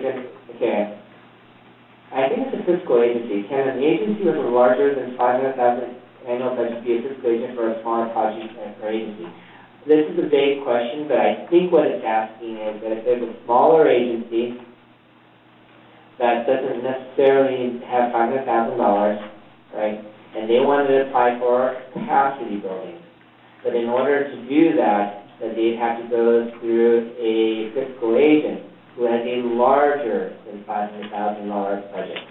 Would they be eligible to apply still very much as a capacity building pilot project? I think that's what it's asking. Does that make sense? That's what I think the question. Okay. Yeah, so the way that current contract is, the way the current solicitation is set up is that the contract is with in this case, the fiscal agent. If they have a budget that's over $500,000, they would not be eligible for capacity building. One of the things I did mention is that if you do think that this is an issue, or that for some reason or another that this is not the right way to structure it, please provide a comment to us in the Q&A and we'll talk about it. And there's also the possibility of just applying for implementation by the project. Yeah. Substantial enough organization. Yep, that's other issue too. So, yeah. Hi, so in the evaluation design specified in the IPP, you mentioned maybe getting TA from either the TA provider or the estate evaluator about bringing the project to scale in regards to, I guess, having a valid sample size. Do you have a sense of what scale, what your expectations are around scale? I think it's an amorphous issue. What we want to make sure is the fact that, and like I said, there's one extreme. We can talk about the fact that you can build this evidence based on, with an appropriate sample size, and quite frankly, if it's for most populations to be applicable, you need about 300 people, which is not what we're necessarily talking about here, right? So what we're saying is that there's enough scale so that we make some generalization to the population, and at least particularly to the group of folks that it's servicing, rather than it being necessarily like one-off. So it's an amorphous concept. It doesn't have a hard line. We're saying we're not going to say it's 25 people or 19 or 300 people. It's enough to make generalizations. So I'm not sure if that's... You mean like in context to the population you're trying to serve? Sure, correct. Okay. I think that's what we're really trying to say. Would that be accurate? Okay. Thank you. You're going to take one from the west? Sure. As a small local government, our general annual budget is over $500,000, but the project budget for this project is much lower. As a small government, as a small local government, our general annual budget is above $500,000, but the project budget for this project is much lower. Does this mean that we cannot apply for a capacity building pilot project? Yeah. So I heard they're a local government, right, which makes them ineligible to apply. They may not apply for the capacity building pilot project. Yeah, I heard that correctly, yeah. Yeah, that's correct. Capacity building pilot projects are only open to CDOs. They are not open to local government.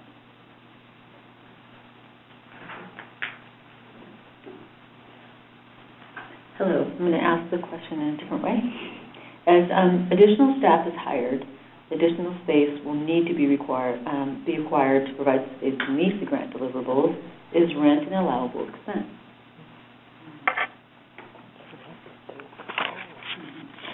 I think the question was, is rent an allowable expense as you're expanding a particular program?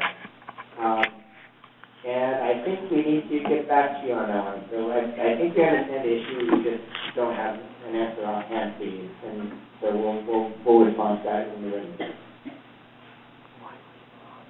Okay, the next question is, I am aware that evaluators can work with only one funded pilot project.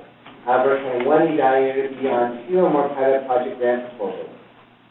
Groups applying for the pilot project may have difficulty finding cultural competent evaluators. I think the questioner may have misunderstood our direction on that. the person who is an evaluator, if I understood the question correctly, that if you're an evaluator for one pilot project, can you be an evaluator for another pilot project? And the answer is yes. Yes. Great. For capacity building pilot projects, is the average budget restriction of $500,000 over the course of 2 years include the current fiscal year? So I guess what they're asking for a specification on the budget restriction. So we know that it can't be over $500,000 on an average over the past 2 years, right? That's the budget restriction. So what are the 2 years we're counting? That's the question. Yeah. So we don't specify recent or 10 years ago. Or most current, or, we will provide guidance to that specifically in the FAQs. Mm-hmm.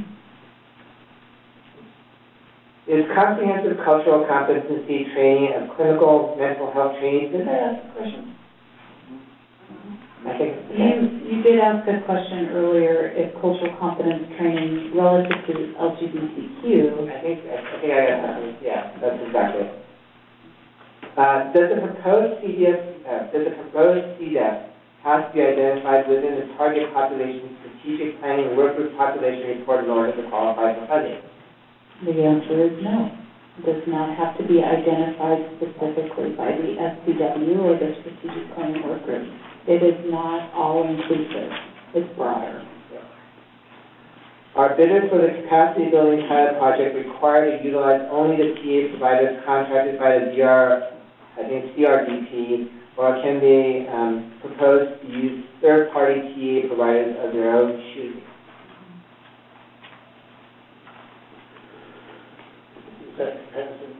Capacity building. It is required that you use the TA provider that is working within the CRDP project.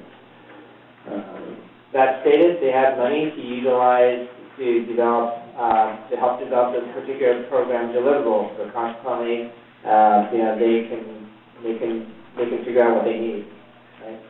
It's a contract. So the state provided technology providers are there to provide support. But quite frankly, the money that the capacity building pilot projects are receiving is supposed to be used to support their efforts and their part in developing the products that are required.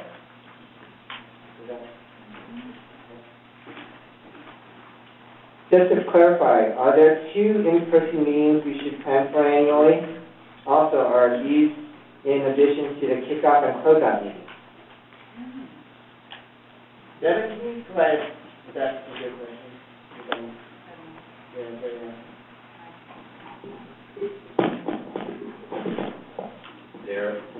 There is, as mentioned, there's the kickoff and closing meeting. In addition to that, the currently specified there's the annual collaboration meeting in person.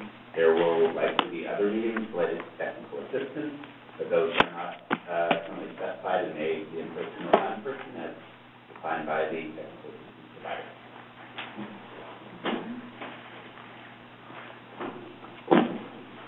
Jason, question? One more question. Let me see if my mic is live, which it is not. To whom or which email address can we use to submit comments or recommendations in regards to some of the answers you have not finalized yet? And these are not posted, are they? They have not been posted yet. We plan to. We certainly welcome your feedback. And those are the announcements. Those are the emails for questions and comments and feedback. OE.solicitations@cdch.ca.gov. And thanks for Stacey. I thought it was great. I just put this right over and I had the answer on next time.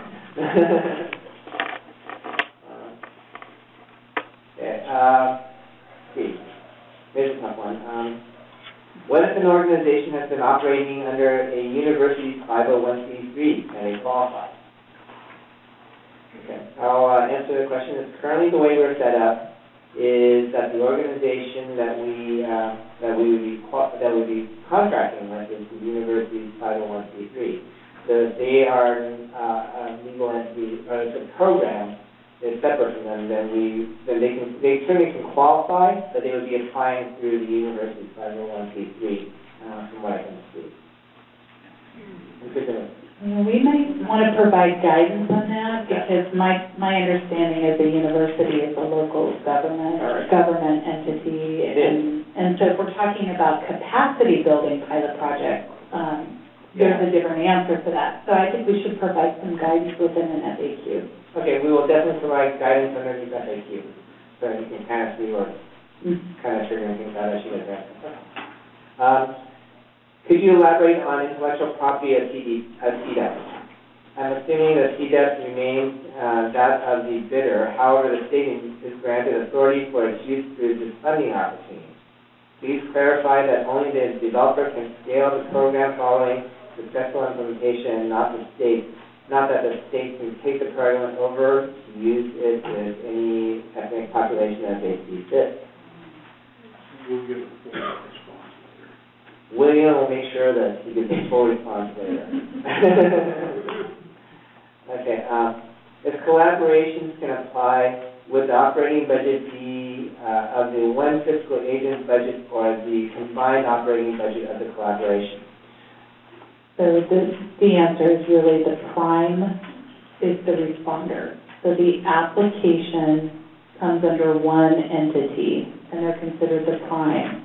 So we look at that operation, but our operating budget. We do not look at all the collaborators and their budget and their operating budget. Yes. Will all approved grantees receive a site visit, and what will the site visit involve? I'm sorry. Will all approved grantees receive a site visit? And what will the site visits involve? So I can take the first part in terms of CDTP. Those are capacity building pilot projects, and from my understanding, all will receive a site visit. Because, as I spoke to in the slide, we're looking to put the onus of validation on the state. So the state travels out to the proposer and inquires about validating pieces of the application. So in terms of the checklist of what we'll be doing on those site visits, I think that is something that's pending, and that we would share before we came out, but that we don't have it established yet. So it is under development, but typically, from a state government perspective, we would come out to interview staff working or listed on the grant or the contract. It would be an administrative overview to make sure that you do have the necessary equipment and items that you need to conduct business. There would also probably be a layer of programmatic overview. The fiscal component is a very important component, but that is an area that we're still consulting with our leadership on.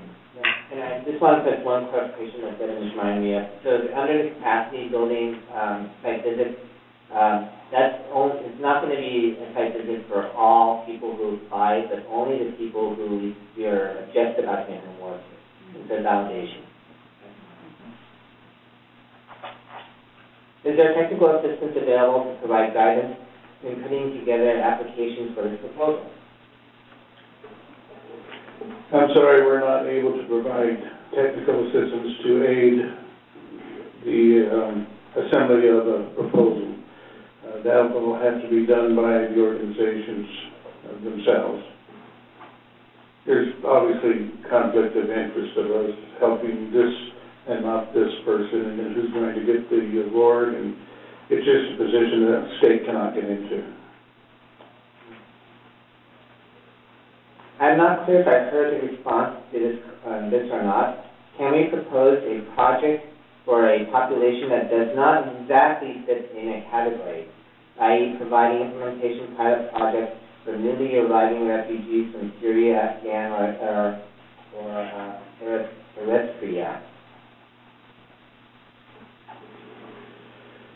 It is recognized that there are many populations in the state of California, and all have unique considerations.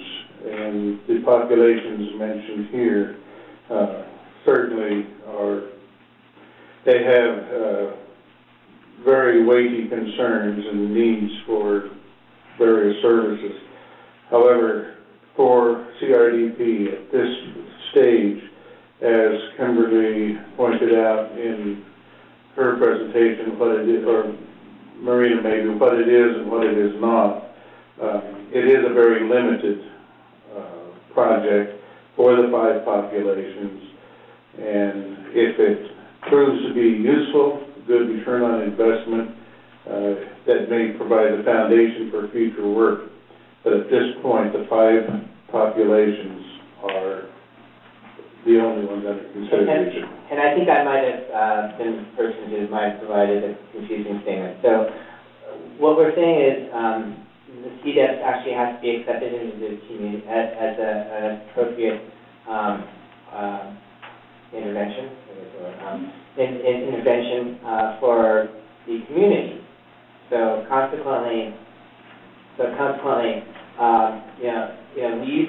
our original statement was the fact that the CDEP had to already exist within that particular CBO. So consequently, if there's a San Francisco-based CBO dealing with a particular population group, let's just say Vietnamese per se, that CDEP actually has to be in existence for 2 years prior to applying. What we're saying now is that there has to be evidence that the CDEP works and is accepted by the community. So consequently, if you happen to be the Vietnamese community, say in Orange County, and you want to adopt that particular CDEP that's currently in San Francisco, then you can do it. You can apply for it. You still have to explain why you think that particular CDEP worked in San Francisco and it would equally work well in Orange County. You do have to go through that particular part, but you don't have to have that particular program in existence. So I think that was the statement that I was trying to make before.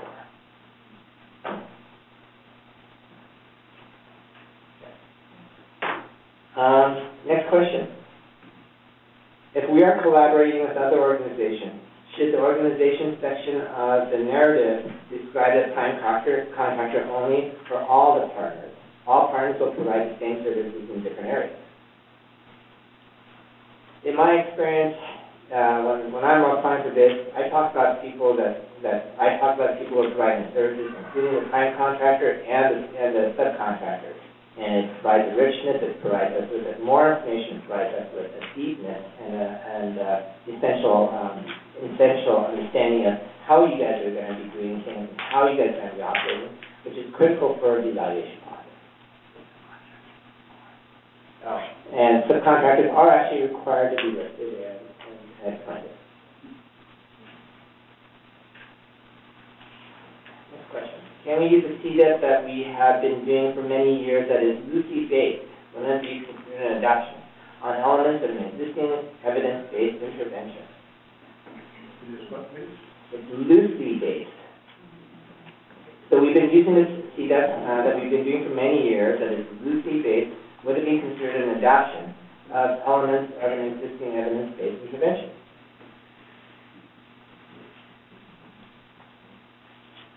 Well, I think that if it's accepted by the community, if you show that it is accepted and effective by the community, it sounds like it might be a CDEP. So if it meets all the requirements that we're specifying, it doesn't, on its face, we can't see why it wouldn't be considered eligible for. Often evidence-based practices are adapted, and that adaptation is not proven through the methodology to be evidence-based. So they're adapting it for their population, and if that population has said it works well for them, then that is considered a CDEP. Right. Okay. I'm going to be wary of the fact that we have 7 more minutes. We're going to try to count through about 6 or 7 more questions that we have received. And then, of course, we have some written responses that we'll be responding to, but we're going to quickly go through all of that. Is there any weight at all placed on the letter of intent despite its optional label? No, there isn't. It's actually helping us plan. So consequently, we need to know how many we're going to get, how long it's going to take us to go through all this stuff. And so that's what we need the information for. So consequently, it would really, really, really be helpful if you submit it so that way we know whether or not we're working on Christmas or not. But please submit it if you plan to. But it's optional. You don't have to. Next question, is there any weight at all placed on letter intent? We serve patients who are best served in a language other than English. Should a letter that support be in English, or is a letter in the language of the community members acceptable? It's acceptable. There you go. I guess we're going to have to figure out how to read it. What evidence would demonstrate that there is community acceptance of a CDAP? What evidence would demonstrate that there is a community acceptance of a CDAP? I thought you had answered that earlier in terms of anecdotal case studies, surveys. I think we're pretty flexible in terms of that. We can provide guidance through the FAQs later. Yeah, and also the community acceptance, actually, for what Marina was saying, is letters of support, and that's pretty important too. Testimony, and other forms that you can kind of that would be like. One of the things that we struggle with is it's easy to deal with the more mainstream issues because you have accepted guidelines, there's accepted evidence, there's accepted forms, etc. We are a little amorphous, but that's because of the fact that we're trying to be responsive to the capabilities and the needs of the community.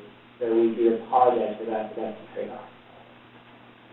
I think another concern here is the authenticity of the letters that come in, or folks that are submitting on behalf of organizations. And so this came up in the bidders conference that we had last week. So if there are any suggestions on how we can strengthen this, items we need to look for, checklist to help us in our process would be beneficial. Thank you. Okay, next question. Are there any requirements regarding whether the CDEP are delivered by licensed clinicians, or by trained community workers? You must be able to pronounce the word.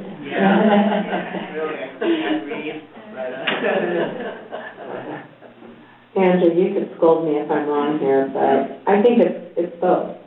Again, if it's the practice of the organization to utilize clinicians or peer support paraprofessionals, client, consumer, family members who have been trained and certified through the organization, I think there's a case to be made by the organization for that.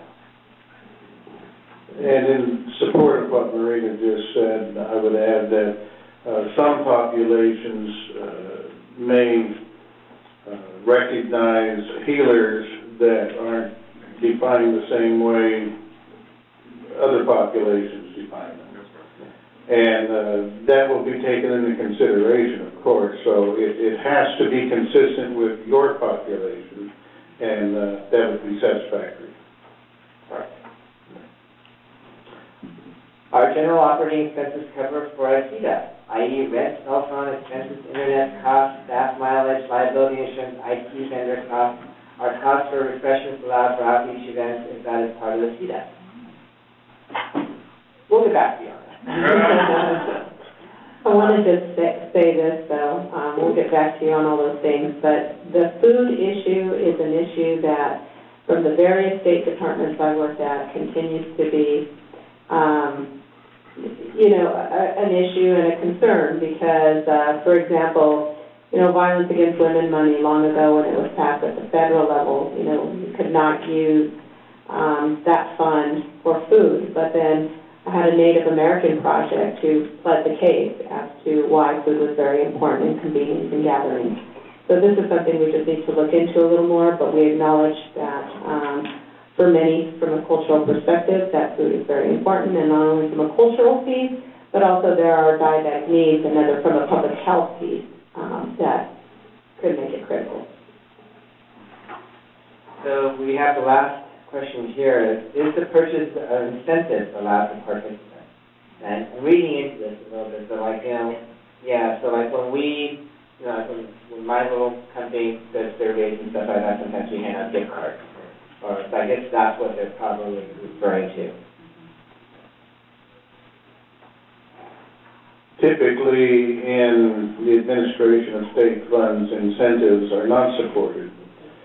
And I think as we look to answer many of the questions in the previous questioner, that would be one of the things that we're going to talk about are the incentive items. Many of the things that Andrew read in the previous questions, I'm fairly confident that we're going to support as being a legitimate expense. On the particular thing about rent, there's some things that we have to ponder about that. So I think, Devin, are we good? And I think we're good on the floor. We will be posting our responses, the official responses. You heard what our thoughts are, but we'll just try to put more precision on it. And if we have some second thoughts on things, we will post those particular thoughts as well. The answers that are binding are the ones that are written, not the ones that you receive today, although this will help you shape, hopefully, what's on our minds right now. We thank you. 4 o'clock. William? Thank you. Thank you very much. Everybody on the webinar, thank you very much for your participation. We hope to hear from you soon.